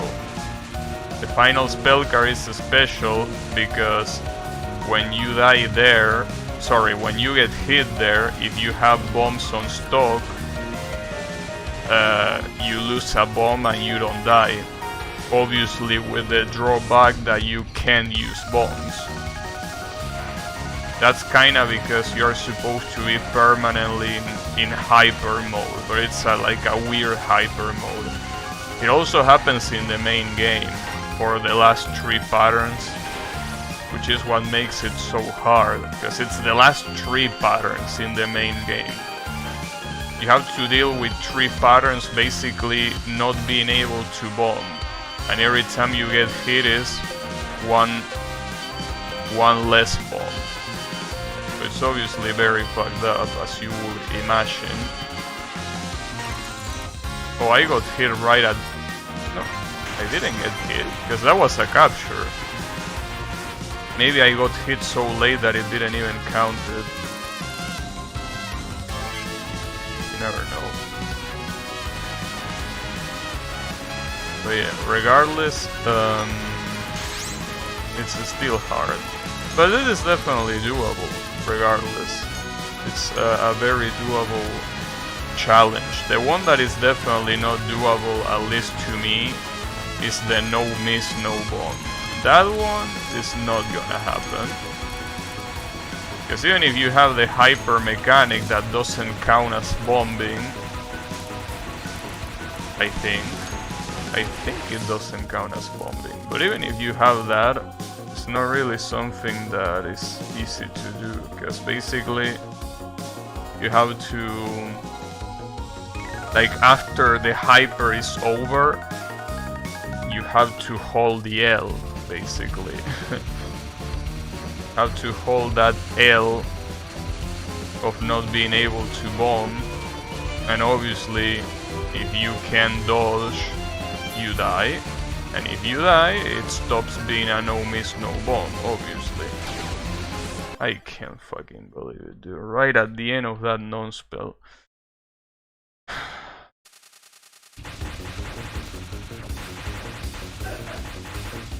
I really don't like no miss runs. But unfortunately this game doesn't have an achievement for no bomb. Only no miss, no bomb. And it's a shame, because the previous game did have an achievement for no bomb as far as I remember. But nope, that doesn't count. Can it, dude? Wanted to no bomb. Especially because no bombing here will be obviously a lot easier than no bombing in other games that don't have this hyper mechanic.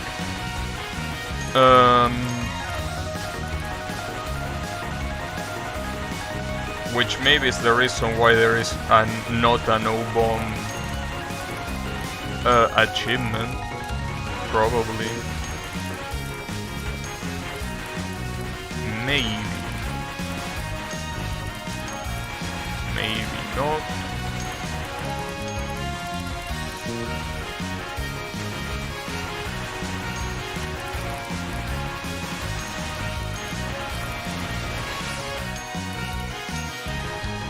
Anyways, it's okay. I can still do it. It's just that I honestly did not expect this to take me so much time today. I thought I would get it on my, like, one of my first tries of the day, because yesterday was looking very promising. But I think it seems that I underestimated the fuckery of that that survival spell, that second to last spell. That spell is just way too hard. It's not just a little bit hard, it's way too hard. I guess that if I fuck it up to that spell again, I'm gonna enter spell practice mode, but I don't really expect that it's gonna change too much, honestly. Doesn't seem like it's gonna make that much of a difference. It's just a hard spell, it's the way it is. It's hard to dodge.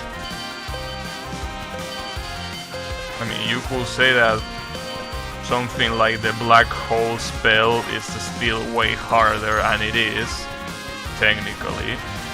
But, you know, at least that one you can bomb your worries away. Well, in the survival you can also bomb, it's just that bombing doesn't do anything more than extending the amount of time that you're alive.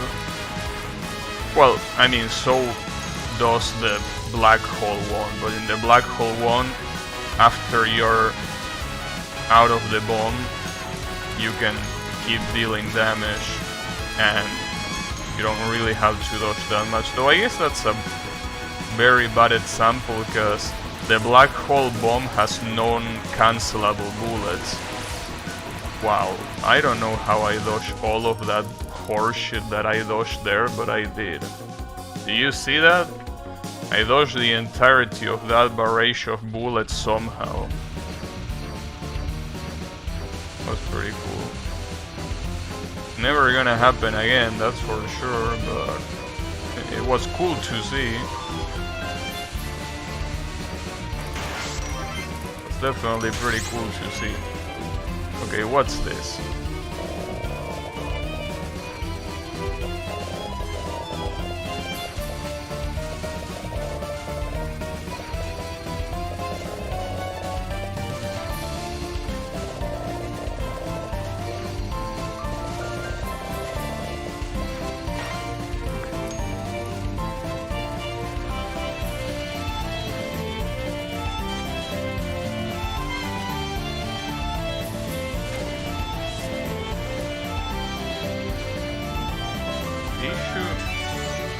Still resides in the fact that, yeah, I can do this very fine. The problem is still on the survival spell. So you know, the interesting thing here is that the non-spell that comes after this is a non-spell that I don't think I want to hyper. Like, I think this is a non-spell that I want to bomb. Because if I don't bomb this, well, the problem is that if you do it too soon, you don't even deal damage, then that sucks. That's not really that much different from... fuck. Because the problem is, if you activate hyper here, this spell card becomes very hard to do. Well, I mean, it's already hard enough without hyper, so you can imagine it being very hard with hyper, clearly.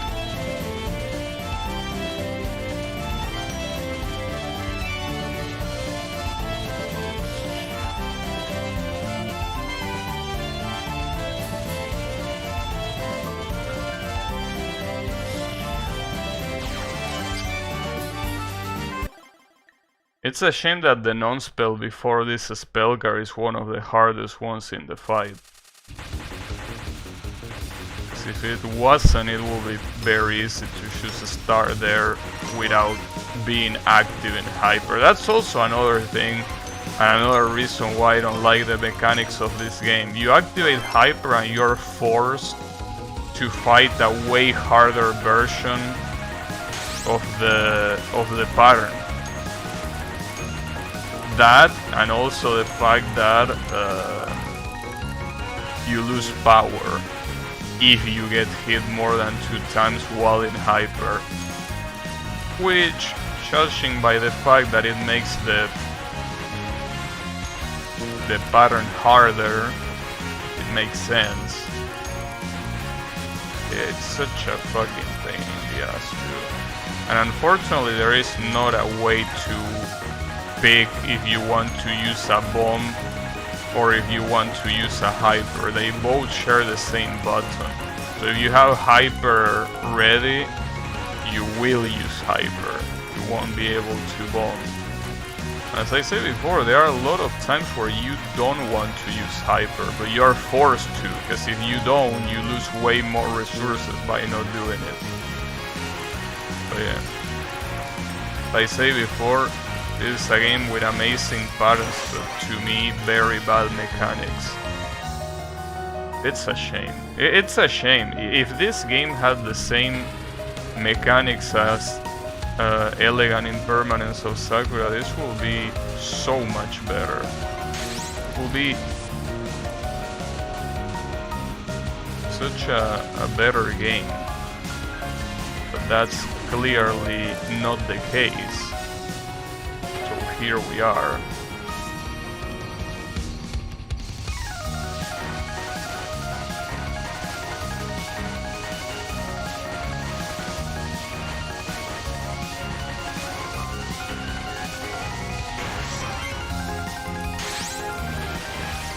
But you know, it's okay. It's the way it is.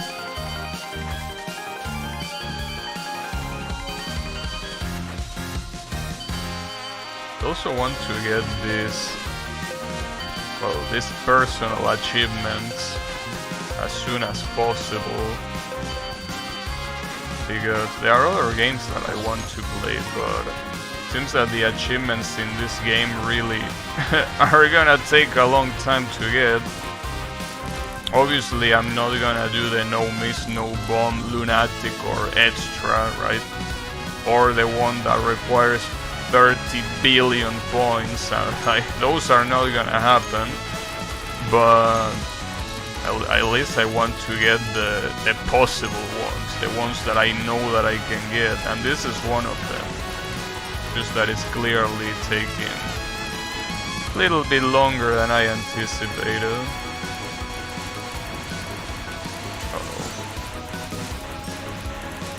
Okay, I corner myself twice, and that definitely requires some skill to corner yourself twice like that. Okay. I don't have hyper active here. Is that a problem? I can't tell if that's a problem or not. I think it is a problem. I mean, yeah, it probably is a problem. Well, it's a shame.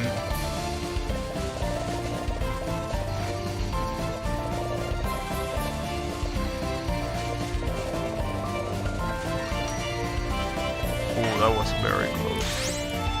Well, at least now I have hyper.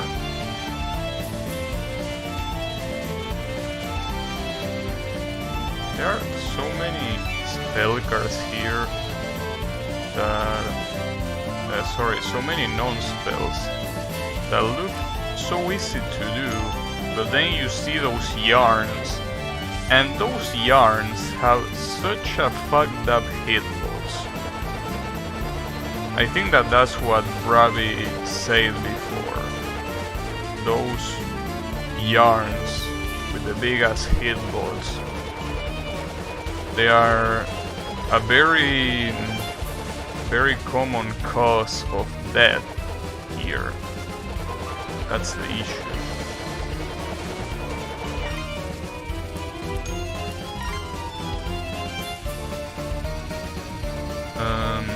And then you have this shit. I think this one might be the worst offender. Of all of the non-spells, this one is for sure the worst offender. It really has to be.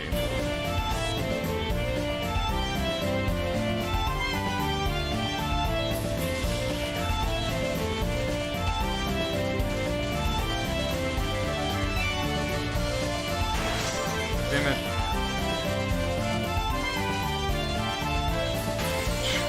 And that's the problem in this spell. You need to bomb, because after the hyper is over, you're a little bit naked against the bullets, but the bullets are non-cancelable, so you basically have to find your way without somehow dying to the fucked up bullets. That's another thing that doesn't help. That spell carries so hard. I don't think this is a very good run so far. I use a lot of bombs. Usually you don't want to use these bombs so early like this. You want to save those bombs for the second to last spell, and obviously for the final spell. But right now I wasted a lot of them. Damn it. It's okay. And this is the only non-spell where the hitbox of the yarns is not really that much of a problem. But pretty much the only one.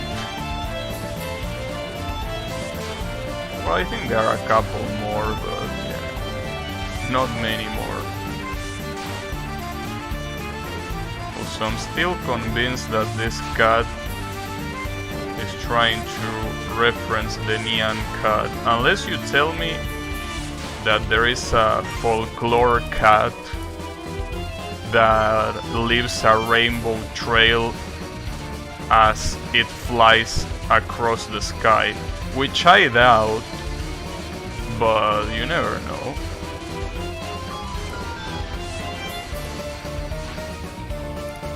I mean, there are myths about everything, so you never know.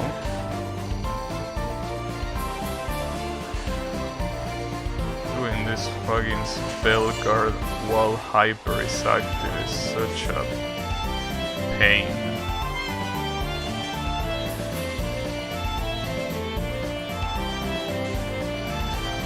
But that previous non-spell is even more of a pain.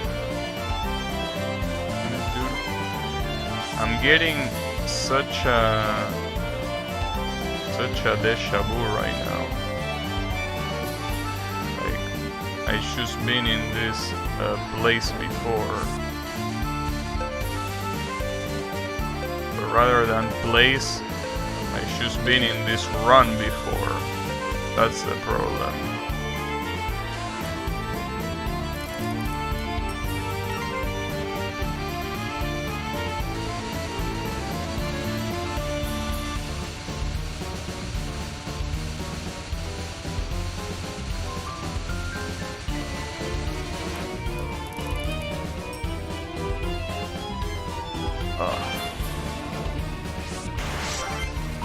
And this is spell card.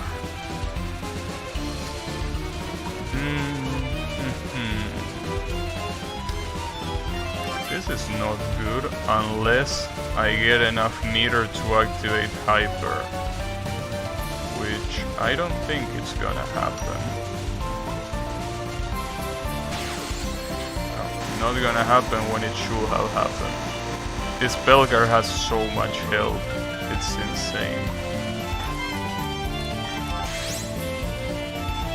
Now you give me hyper, you piece of shit.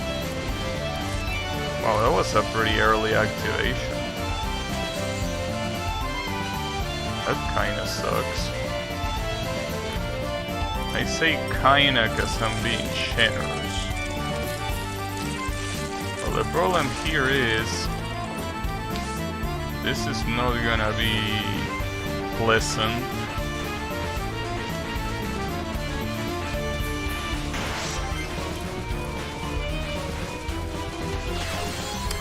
I didn't even see that bullet was so fast. The one that was beside me.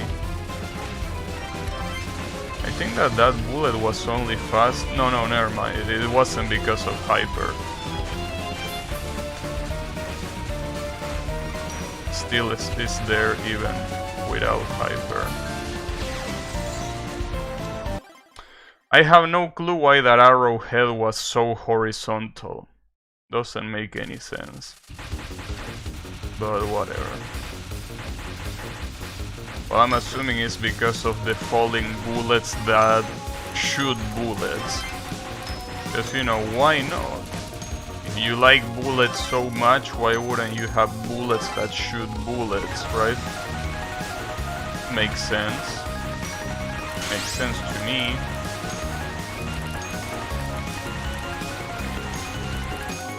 Or you like bullets, so we put bullets in your bullets, so you can dodge while you dodge. Of course, couldn't be any other way.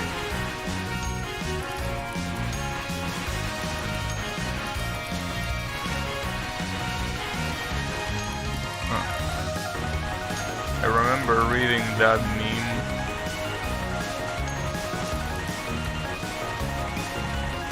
About Ketsui's true last boss. Ketsui is a cave game that has a true last boss where the last pattern he shoots bullets that shoot other bullets. And before that pattern there is a pattern where it shoots missiles that shoot bullets. Basically it's a fight that loves doing that bullet inside bullets and all that funky shit. You know. I kinda think that this should be a reset right here. Because honestly wasting a bomb there, well, we will see how it goes. We'll reset depending. That's a reset. Okay, thanks. Yeah, at least right there I have a very good excuse to reset. Oh, man. This is really gonna take a lot longer than one stream? Really? Well, it kinda reminds me of the Lunati 1 coin clear. I thought that I could get the Lunati 1 coin clear a lot sooner, and I didn't. It took me like 2 streams to get a Lunati 1 coin clear. But as I say before, this game is brutal. Absolutely brutal. This game hates you. This game makes you want to suffer. Yeah, I still can't believe this is made by the same creators of Elegant Impermanence of Sakura. That game was so chill, and all of a sudden you get this game that is all about getting anally destroyed. It's a little bit weird. But you know, sure. Why not? That reminds me, there is a fun game that I got on Steam that is also made by a Chinese developer, not this one though, that is called Chaos of Black Long. Yes, that's the actual name. And it was a pretty cool game. I didn't particularly thought it had many, pattern-wise didn't seem that special, and mechanics-wise also didn't seem too special of a game. But it was pretty cool. It had voice acting. I mean, for a Dan McWayne to have voice acting, and we're talking about not voice acting of being like, you know, like in Ketsui where you have, you know, your mission starts now every time that a boss appears.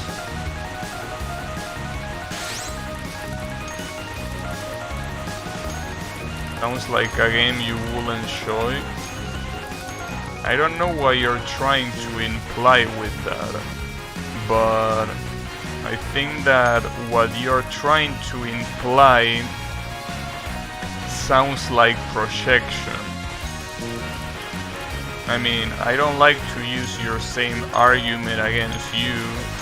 No, I actually do like that, using your same argument against you.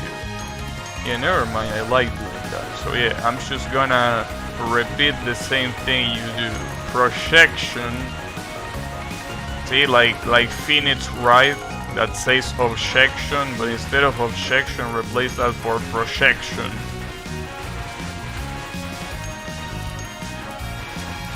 I really think that might be the case. Though that game, it is indeed a game that I enjoy, because I remember that the intro basically had the final boss completely naked. So that already was a very good start to that game. You know? The final boss of that game already appears in the intro absolutely naked out of the blue without any warning. It's right there, showing everything. Well, that's what I would like to say, but she doesn't show everything because it's censor, obviously. But you know, yeah, it is a game that I did indeed enjoy, mostly because of the degenerate part. Well, in fact, Reimu has an ending where she's also completely naked for no reason. So, you know. Was alright. I got hit there, dude. Are you serious? How? Okay. Seems like I reached the point where I'm dying at the beginning of the stage instead of reaching the boss. That usually happens when you are tilted. Seems that I might be tilted. But it's okay, don't worry about it.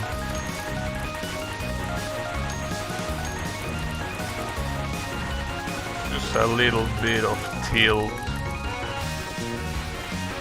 Not much.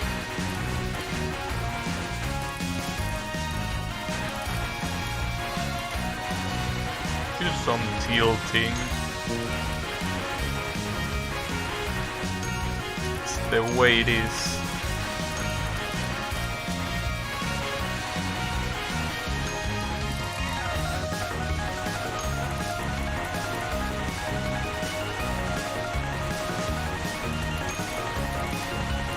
Could be worse. I mean, getting tilted in an extra stage, it's something that is not as bad as getting tilted in the main game. Because if you get tilted in the main game, there are like 6 stages that you need to go through before getting to the meat of the problem. Also, starting this spell card with Hyper, I'm not a very big fan of that, because of that. Jesus Christ, that was so fast I couldn't even react.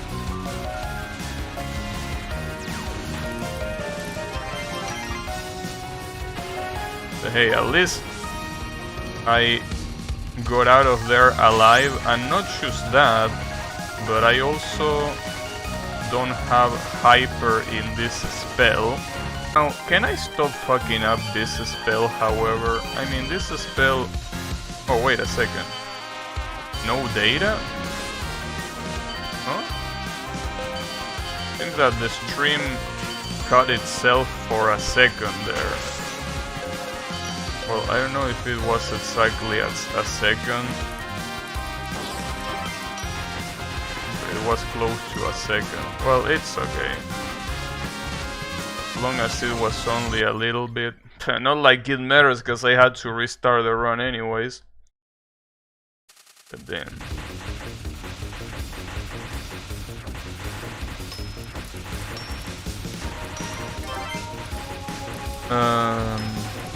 Fuck, dude. Fuck me.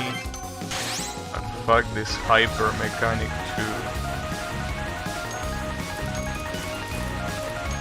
I'm still gonna try hard this shit. I don't give a fuck. I'm gonna try hard it and I'm gonna like it. That's what's gonna happen. Try hard it and like it. That's the way it's gotta be. There is no other way. But in any case, other than that, trying to think of the next game that I will play after this one, eventually, whenever I'm done with this one, which, judging by how things are going, it might not be too soon, but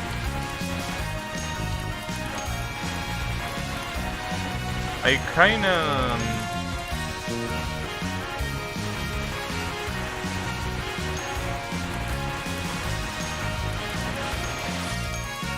wanna do Exit the Gungeon. Did you play that game, Yami? Because you were an Enter the Gungeon pro, right? But you know, that's supposedly the sequel. So I'm assuming that you at least heard about it. I will assume. What do you say it is?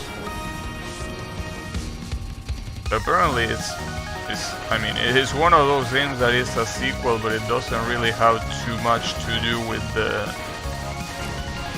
the original game. I mean, it has to do in the sense that it's set in the same universe and obviously made by the same developers. But I'm not exactly sure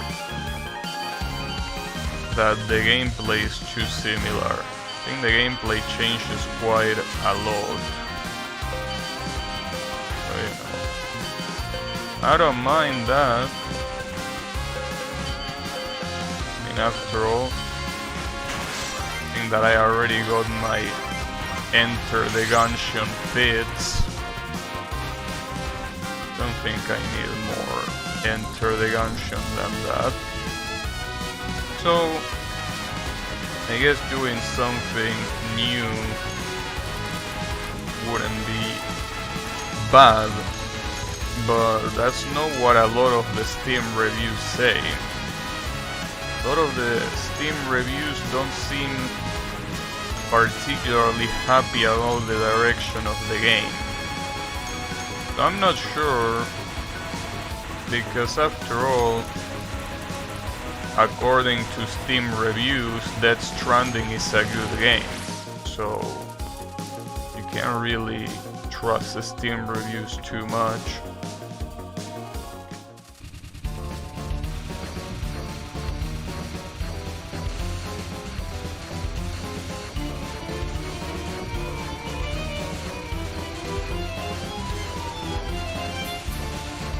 Something that I still can't believe to this day, but obviously there are a lot of Steam reviews, especially for very popular games, that are clearly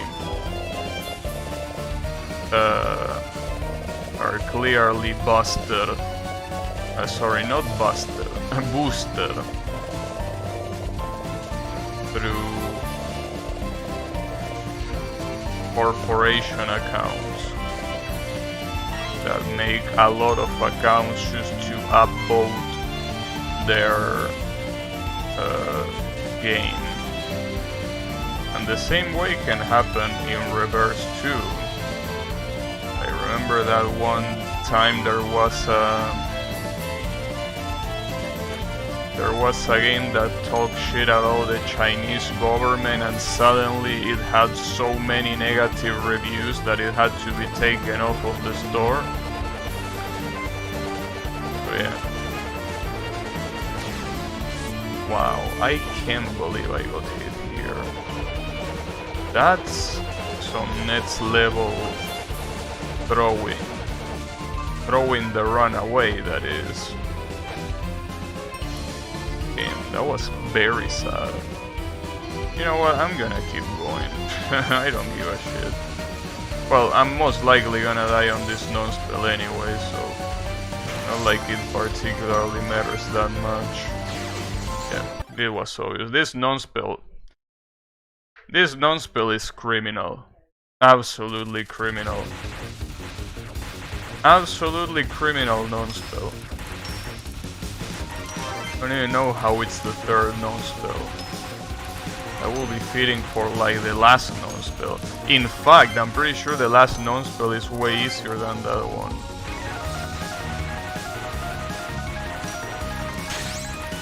Fucking piece of shit yarns. They were a pain in the ass in the main game, and they are still a pain in the ass here. Unbelievable. Motherfuckers.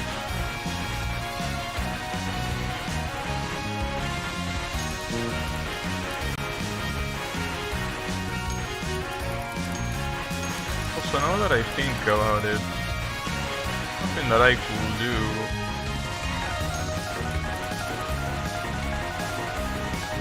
if I beat the extra with Marisa, a challenge that I could give myself is doing a no bomb with Marisa. And a no bomb is something that is gonna be way easier to do than a no miss, that's for sure. Because if I try to beat this stage normally, it's gonna be very easy. This stage is so easy to beat normally. You get so many resources, like it's almost impossible to die. No wonder why I got it on the first try when I played it the first time. But yeah, if you wanna no miss, it's a different story, but you know, no miss runs were always hard to get, no matter what.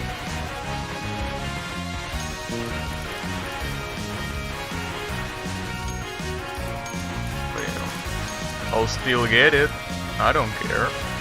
I will get it one way or another. One way or another, it's gonna happen. So, you also gotta take into account that no bomb in this game can also mean using hypers.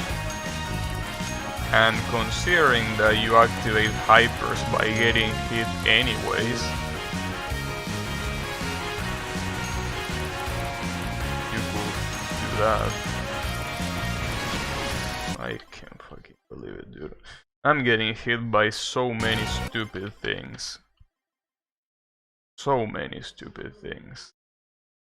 It's unbelievable.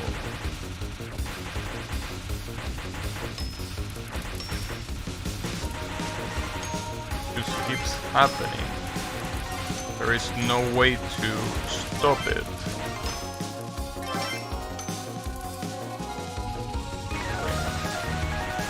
Whatever.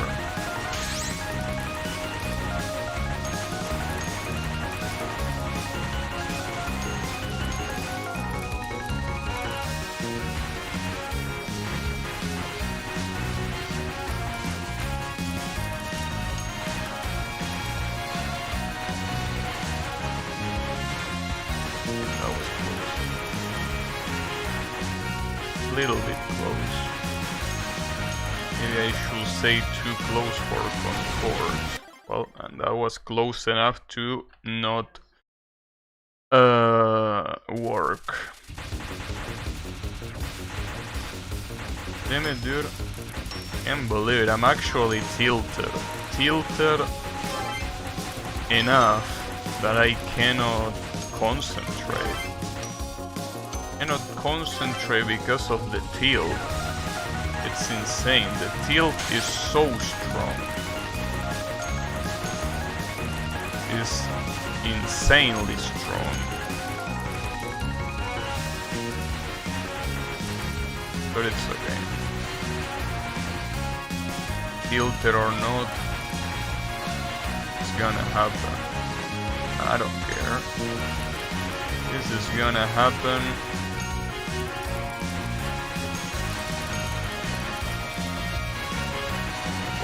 I like it or not.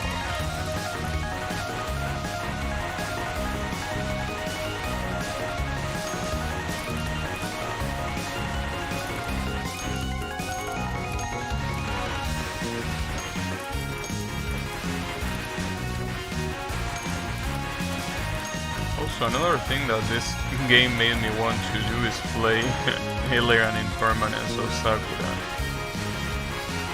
If I play that game, even if it's made by the same creators, you will see very quickly just how different the styles of both games are.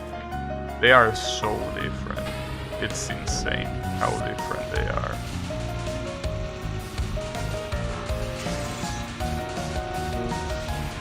Everything about them is so different. Well, I don't know how I didn't die there, but I'm glad it didn't happen.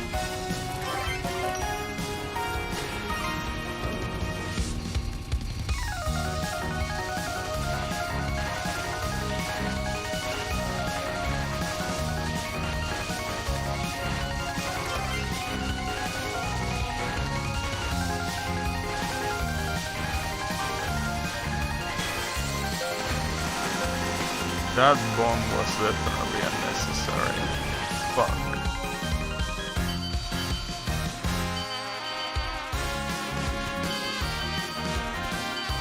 Oh, that's the whistle sound that Bravi mentioned. That's not a whistle, that's a bell. That's not how a whistle sounds. Whistle is way more annoying to the ear than that. Come on, bro.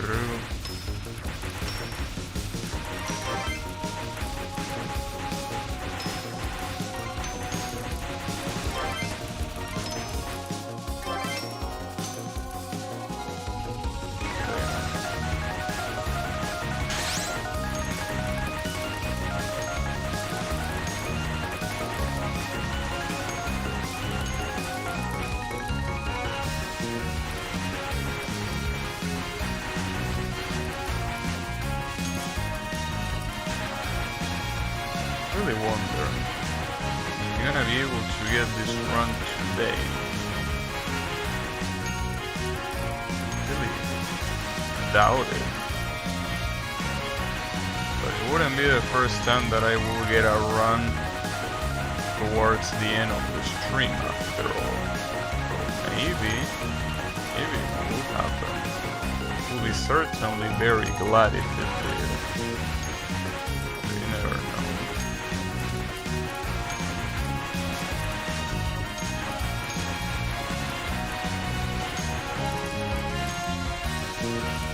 Also assuming when it comes to scoring in this game, I will assume that the best way to score is to activate Hyper as soon as it's ready. So I'm assuming that Hyper gives you a huge score boost. Not to mention that it makes the patterns harder, so it obviously summons a lot more bullets, clearly.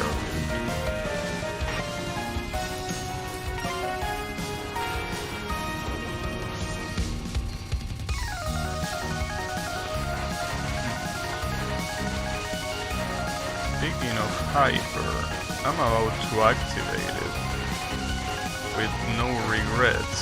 Yeah, there we go. You made me do it.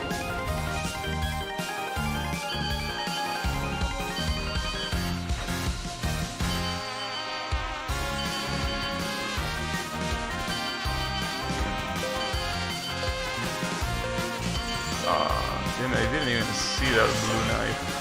Oh, we're in trouble.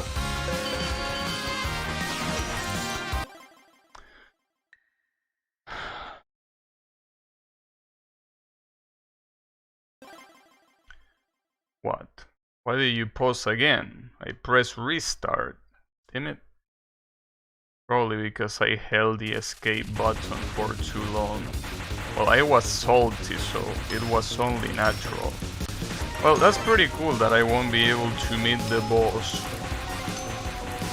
That's how far the tilting goes.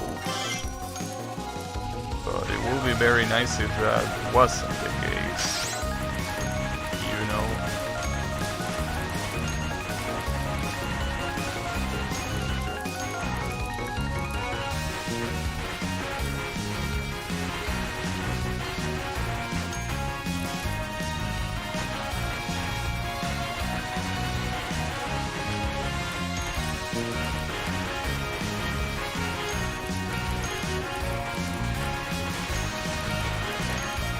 I also don't know why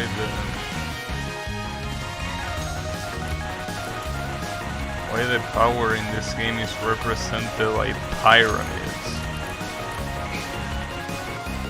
I mean, I know that those pyramids are supposed to be the parts that complete those power gems, but it's still quite weird looking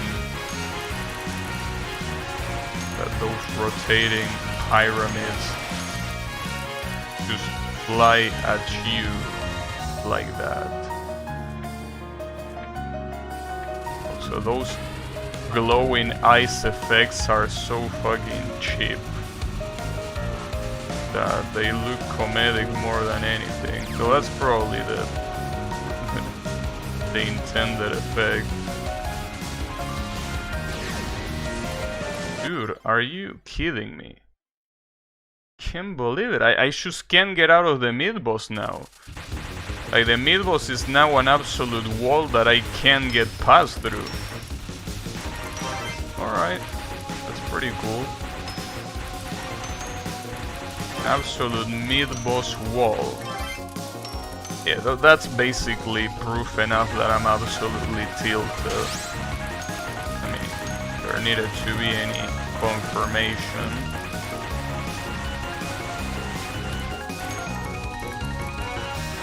Don't think there needs to be.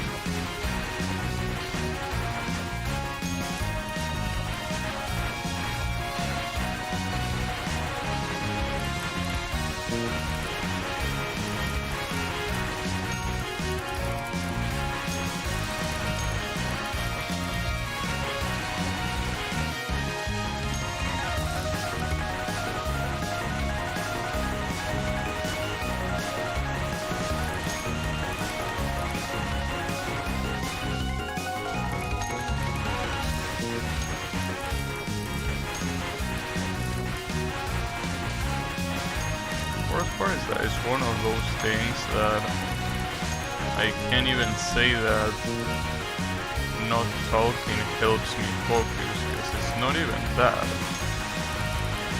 It's just pure tilt. The purest form of tilting.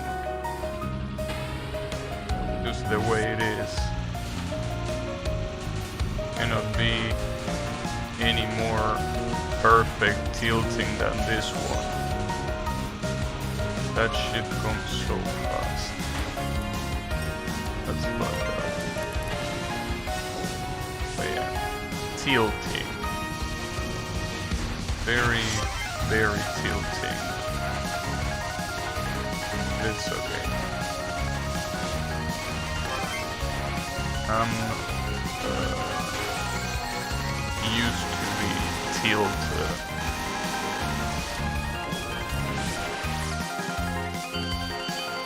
Just that it's annoying, obviously.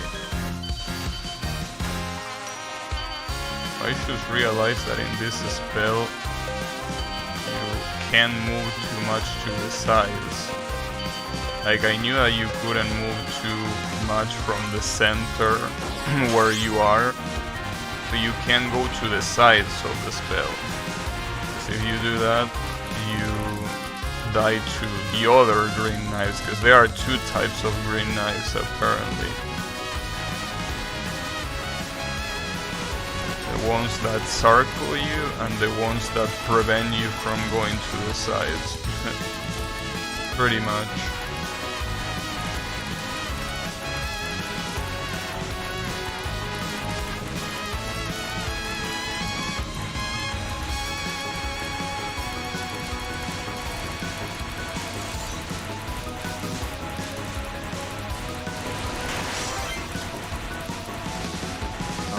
fuck? Okay. What? This is gonna be a problem. This is gonna be an absolute problem. Doing this non-spell without hyper.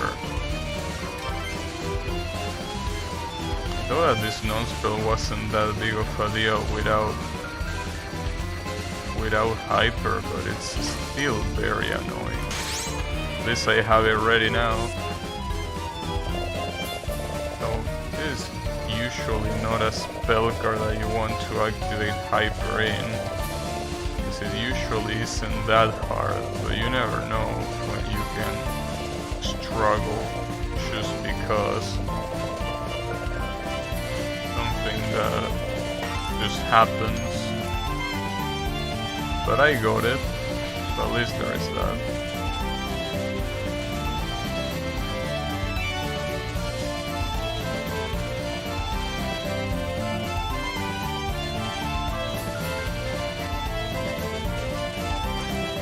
Nice. Okay, what would be really nice is if I didn't get killed here. Well, hit. I can't get killed because I have hyper, but I can't believe that this is the spell card that hit me before. This is literally the easiest pattern in the whole stage. And by a long shot too. It is true that it's pretty random, but it's not random enough to fuck up the entirety of your run.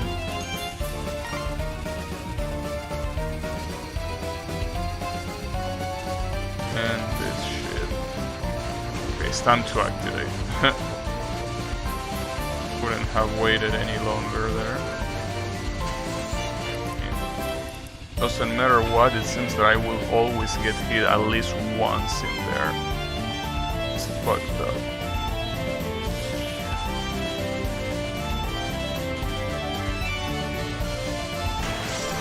Damn it.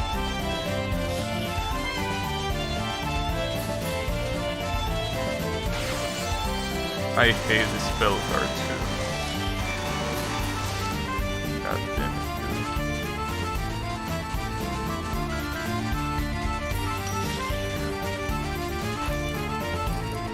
Fucking black hole spell card.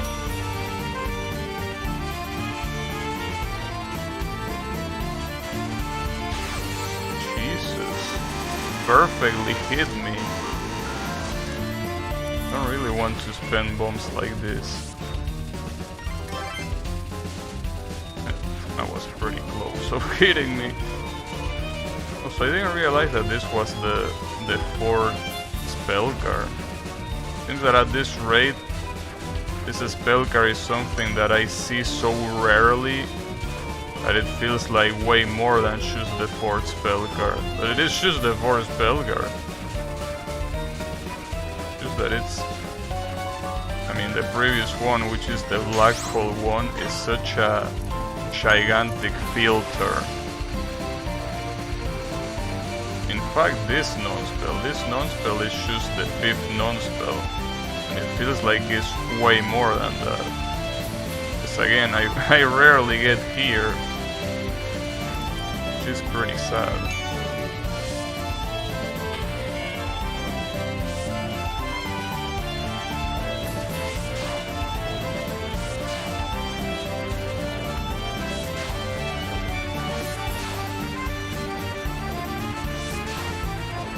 So very glad in this spell card that the cat has such a little hitbox. So otherwise I would have died so many times already that it wouldn't have been even funny the amount of times that I would be dead to that spell card. It was otherwise.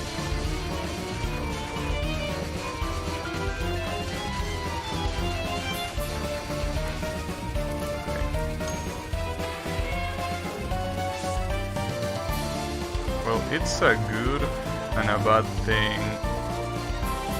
that this spell card is without hyper, because obviously without hyper this spell card is a lot easier to dodge. There is also the problem that if I'm unable to dodge it, I will basically, well, kill the run. So far, this spell card has been the one that happened while Hyper was active the most.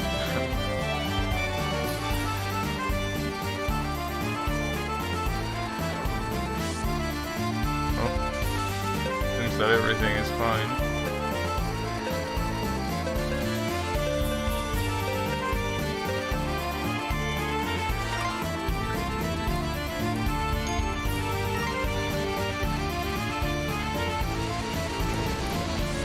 I'm gonna activate Hyper here because this non-spell, not a particularly hard one, but it's not a particularly easy one either.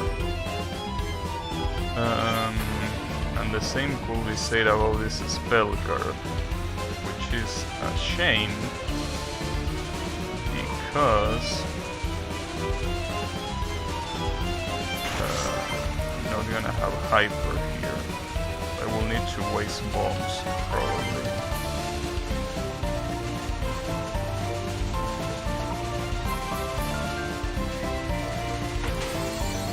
That was a waste of bomb. I thought that had much more duration. And that was the worst kind of waste. Because every time you bomb you lose power, so I lost power for nothing, pretty much. I thought it was way further from ending. What was the name of the game? Which game? The one that I asked you about? Exit the Gungeon, which is the sequel to Enter the Gungeon, which sounds quite funny to me that that's the case, but yeah, that is indeed the case. Okay. Me no play yet? Okay.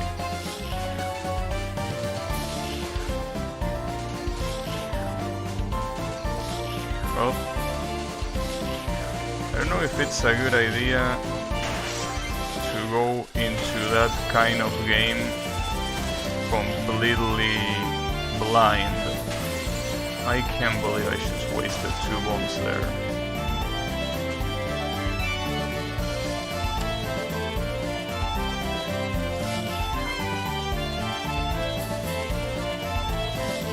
I shouldn't have done. Wait, why did I do that? That was such a stupid thing to do.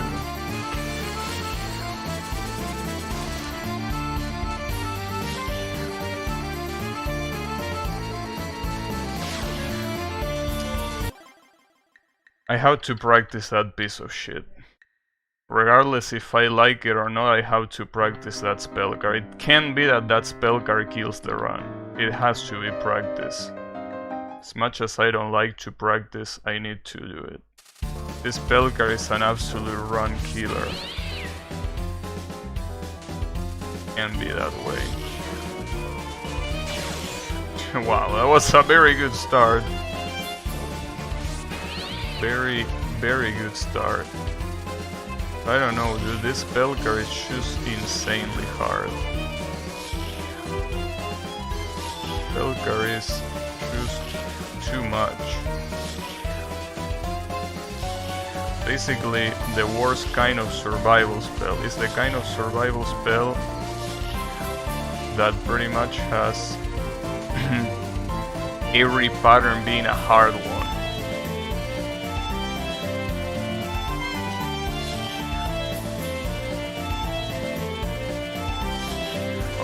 I fucked that up.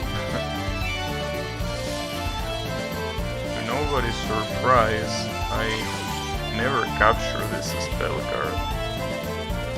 Really doesn't surprise me the thing. I don't know what to do, honestly. Just the way it is. It also should give me more lives to practice this one. To give me more lives, because right now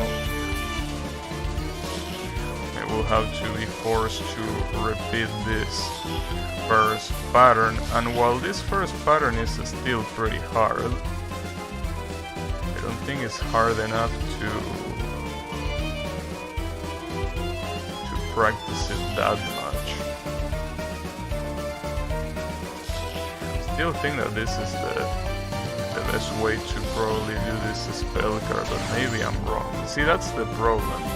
I wish I could go up and down like that, but the bullets that follow you don't give you enough time to do that. Damn it. Okay. Let me try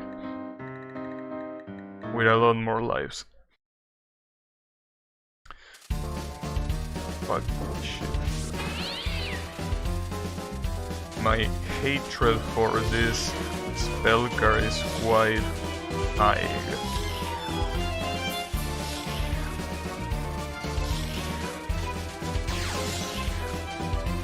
I can't believe that I still have not found a way to properly dodge even the first pattern.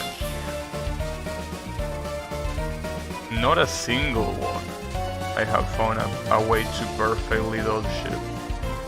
That's the embarrassing part. Something that I could do. The problem is that if you bait this guy, you need to go up so fast. If you want to bait it here, you can't.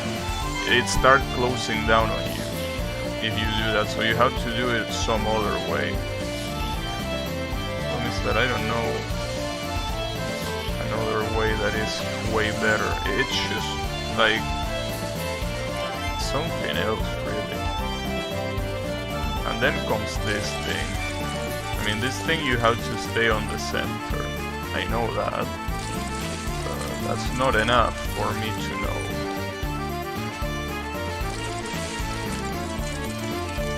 Because these arrowheads corner you.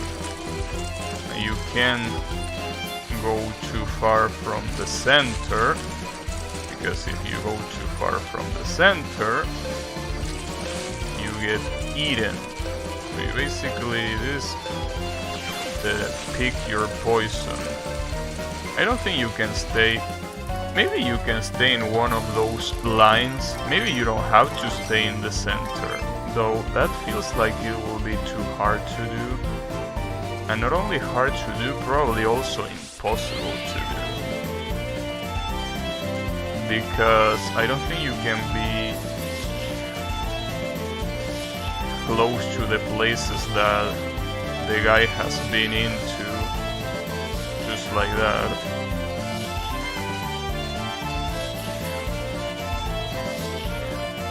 Because he will probably catch you with his mouth. His mouth is incredibly big.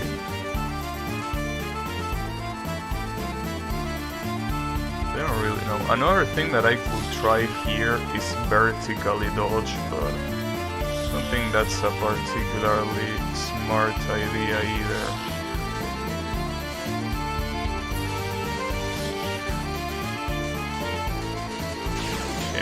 If you do that, it comes a point where you can't do anything. I really don't get the strategy on this pattern. At least if I bomb once there, I could only bomb once.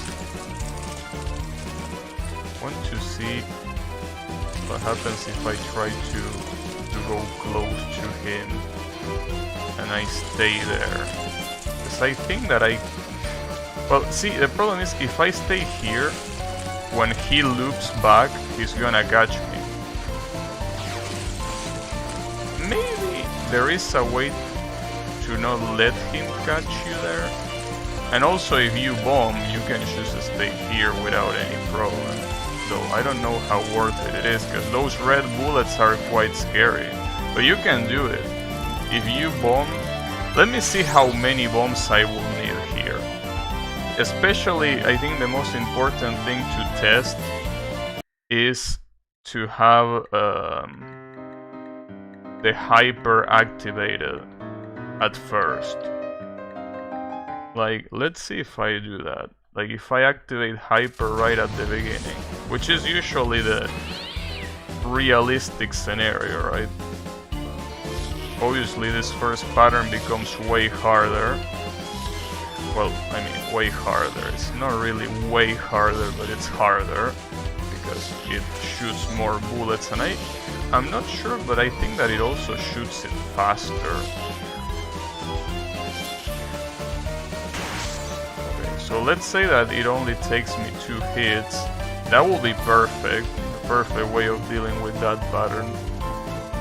And after that, let's try this sorry-ass strategy that will eventually force me to bomb, I mean. Well, to run and to bomb. Well, the problem is that when you bomb, you can move fast, clearly. I'm dead. Okay, if I don't bomb there, I'm dead. Well, see, but that's the problem. If I need 3 bombs for this survival, I usually don't have 3 bombs when I reach this far. And if I have 3 bombs, it will still mean that I will need to capture the last one, which is something that is most likely not gonna happen. So that's the main issue. So I like the idea of bombing and then going down. That seems like it's a way better idea than staying in the center and getting killed by everything. So basically, if I have hyperactivated, 3 bombs seems to be like what I need. And if I don't have a hyperactivated, that's the thing. Well, if I don't have hyperactivated, I will probably manually activate it. But that's obviously completely different. Because maybe, just maybe, it will mean that I will activate it a smaller amount of time. Like, let's say I activate it there. If I activate that there, it's basically at the end of the first pattern, and now the second pattern is gonna be way harder, yes. But it might be... I mean, I still will have bombed anyway, so it's not like it changes that much.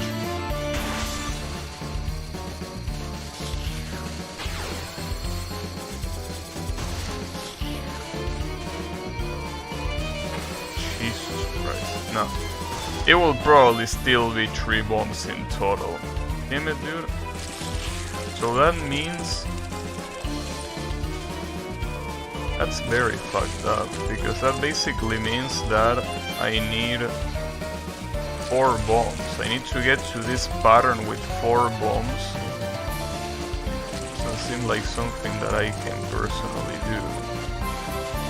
That's the issue here.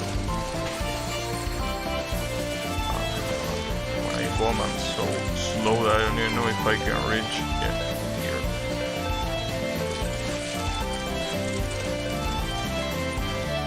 At least, if I do get here with 4 bombs, it should be enough. But I don't even know if I got here with 4 bombs even once. I think the maximum that I got were 3 bombs, and I was able to reach the final spell. I was able to reach the final spell, and that's where I died.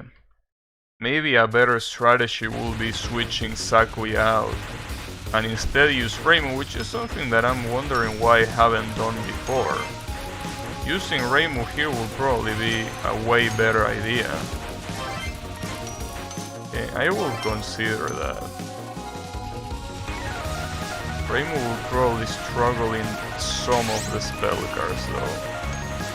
Some of the spell cards are gonna be a little bit hard for Reimu to handle since she doesn't have any auto-aim while focus, but it's probably gonna be worth it, the fact that she can get hit 3 times during Hyper. That might at least make the survival easier, I will assume. Then, if that's the thing with that survival, honestly, this I basically just noticed that this run is a lot harder than I initially thought. I initially thought that this would be very hard, but not like this. Didn't expect this level of fuckery. That might be a problem. I mean, that is a problem, I should say. But it's okay. I still think that I can do it. I mean, I got very close. If I was able to capture that final spell card that one time that I got there, it will have worked. Obviously that's a very big if, but it's doable. I mean, after all, I already captured the final spell card. Not only that, but I captured the final spell card in a run. That's the thing. It wasn't even just in spell practice, it was in a real run.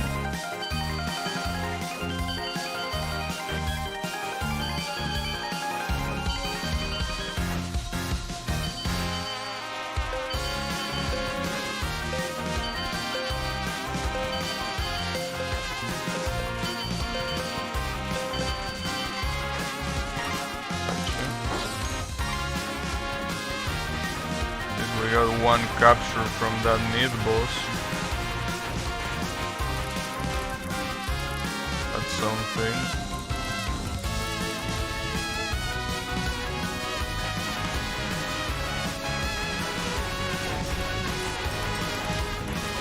I don't know if that was a very smart activation. Probably wasn't particularly smart one.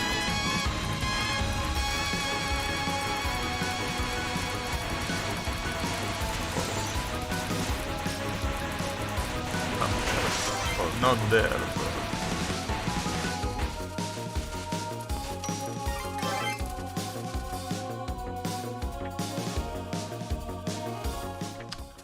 damn it. I don't even have a hyper right now.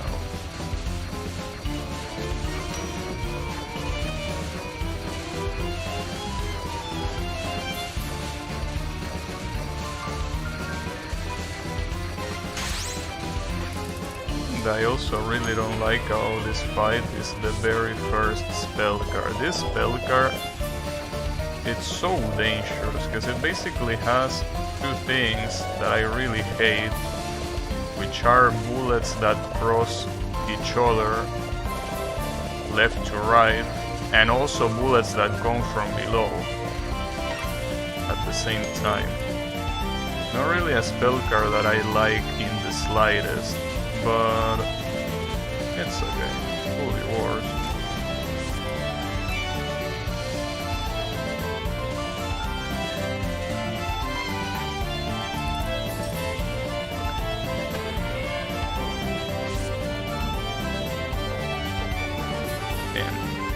But what this thing is throwing at me is hairball.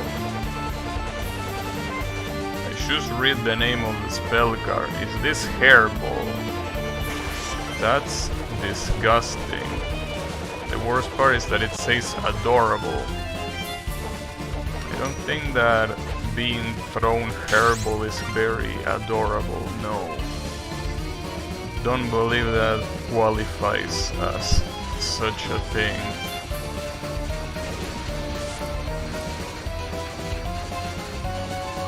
Much of a cat lover as you can be, I don't think that qualifies as adorable.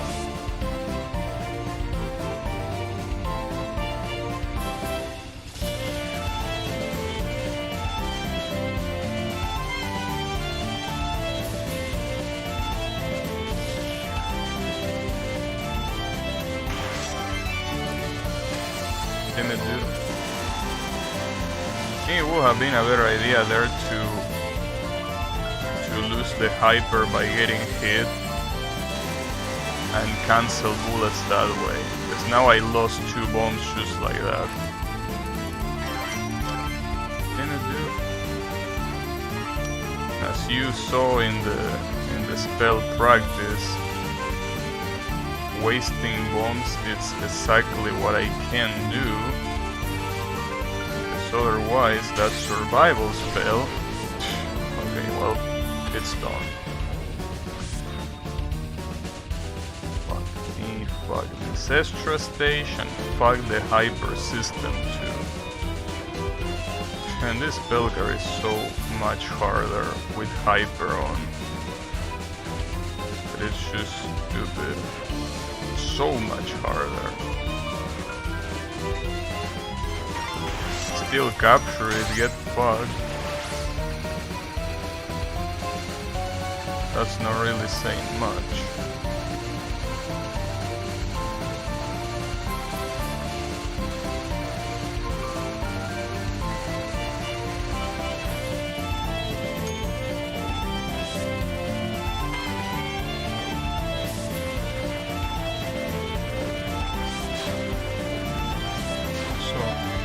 I don't know how, but I feel like I'm pushing my keyboard forward a lot. I don't know why. Not that I'm playing intensively. Well, I guess you could say that I'm playing intensively, but not that much, I think. I would like to think that it's not that intense.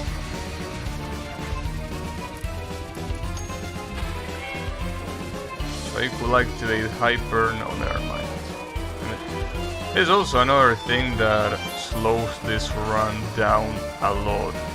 Having another survival other than the second to last spell card is a problem.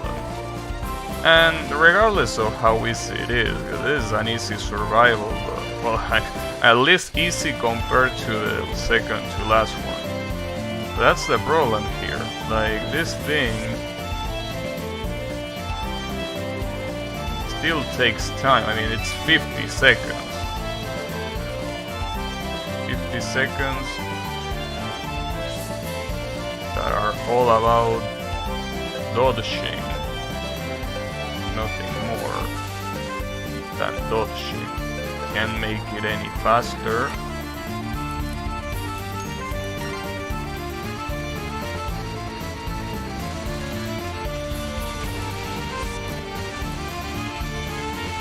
I think that is really fucked up that the hardest spells in the fight are preceded by the hardest non-spells in the fight. That's so fucked up. Because you would love to use these hypers in the middle of one of these spell cards, but you can't. You cannot do such a thing. And that's exactly the problem. Okay, hey, at least I got that. I also have hyper, which means that I should probably activate it. The issue with activating it here is that I wouldn't be able to activate it during the spell card. I don't think that should be that big of a deal. Or maybe it will be a big deal now that I think about it. It always is a big deal, especially because this spell card fucking sucks. Well, sucks. I mean, it's just too hard. Not that it's particularly bad, but just hard to me.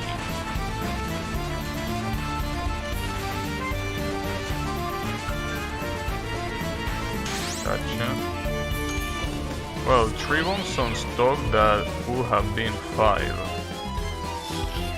Sad to think about it like that, but it's the way it is.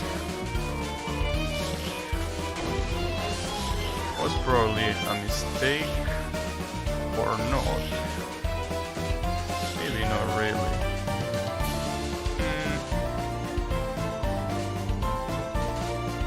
Well, funnily enough, this is still doable, but not really.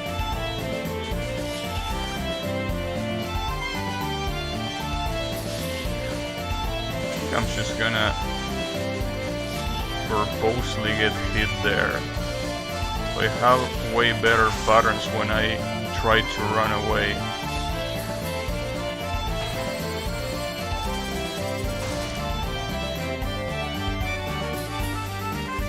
Hey, how is it going, Colon? 2 bombs. That's interesting, but it's still so scary. Such a scary situation, regardless.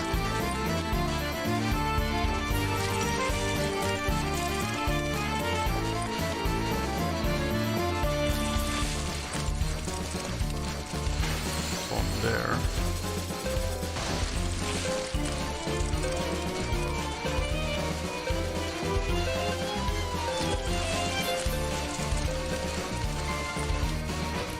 Okay. Fuck, this is definitely doable. More than doable.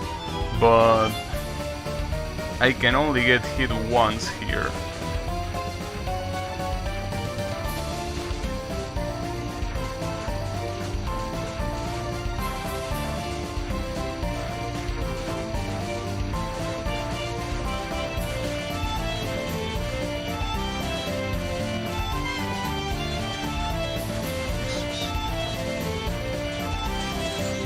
Well,